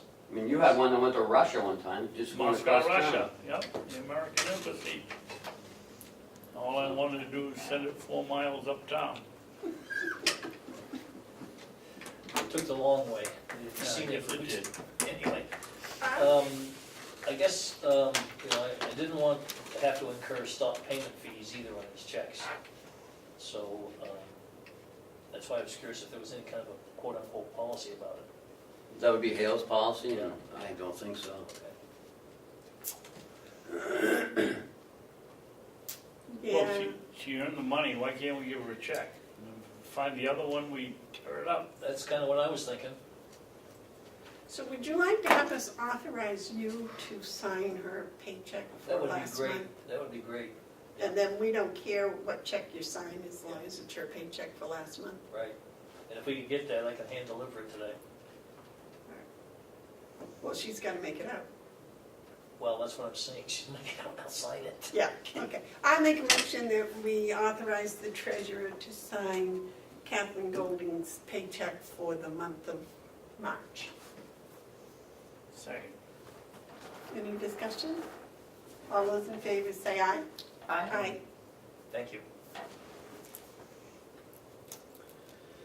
All right. Any tabled items? Media questions? Public input? Madam Chairman, Yes. should we have a motion that we, if the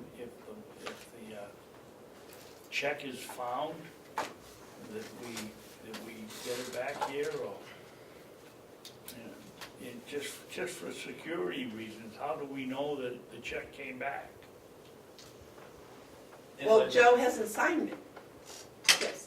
If I may, that check hasn't been signed, that's the first issue, but the banks Oh, don't, the check coming here. right, the Okay, banks all right, don't that's always all I look need at to know. those, but the other piece of that is monitoring the deposit account at the bank online to see if that, obviously, if that item's cleared. Okay, that's all I'm interested in, just in having the accountants off our plate, so. How much is a stop check fee? I've gotta go back and check, I don't remember. It's around $25, I think. I think Joe might be able, he knows how to handle that. Okay, there are no tabled items, no media questions, no public input. David, you want to read us into non-public? Yes. I make the motion, we go into non-public session 1, RSA 91-A:3, comma, Roman 2, parentheses, small e, consideration of pending litigation which has been threatened in writing against the public body or the subdivision thereof until the claim had been fully adjudicated or otherwise settled. Section 2, non-public. RSA 91-A:3, comma, Roman 2, parentheses, small e, consideration of pending litigation which has been threatened in writing. I know I'm old, but I'm not repeating myself, against public body and of any subdivision thereof until this claim has been fully adjudicated and otherwise settled. Section 3, RSA 91-A:3, paragraph 2, parentheses, small c, matters which, if discussed in public, would likely affect adversely the reputation of any person other than a member of the body or the agency itself. Roll call, please. Babson. Second? Oh, I'll second that. Commissioner Babson, Yeah, Commissioner McCarthy, Yes. Commissioner Bevard. Yes.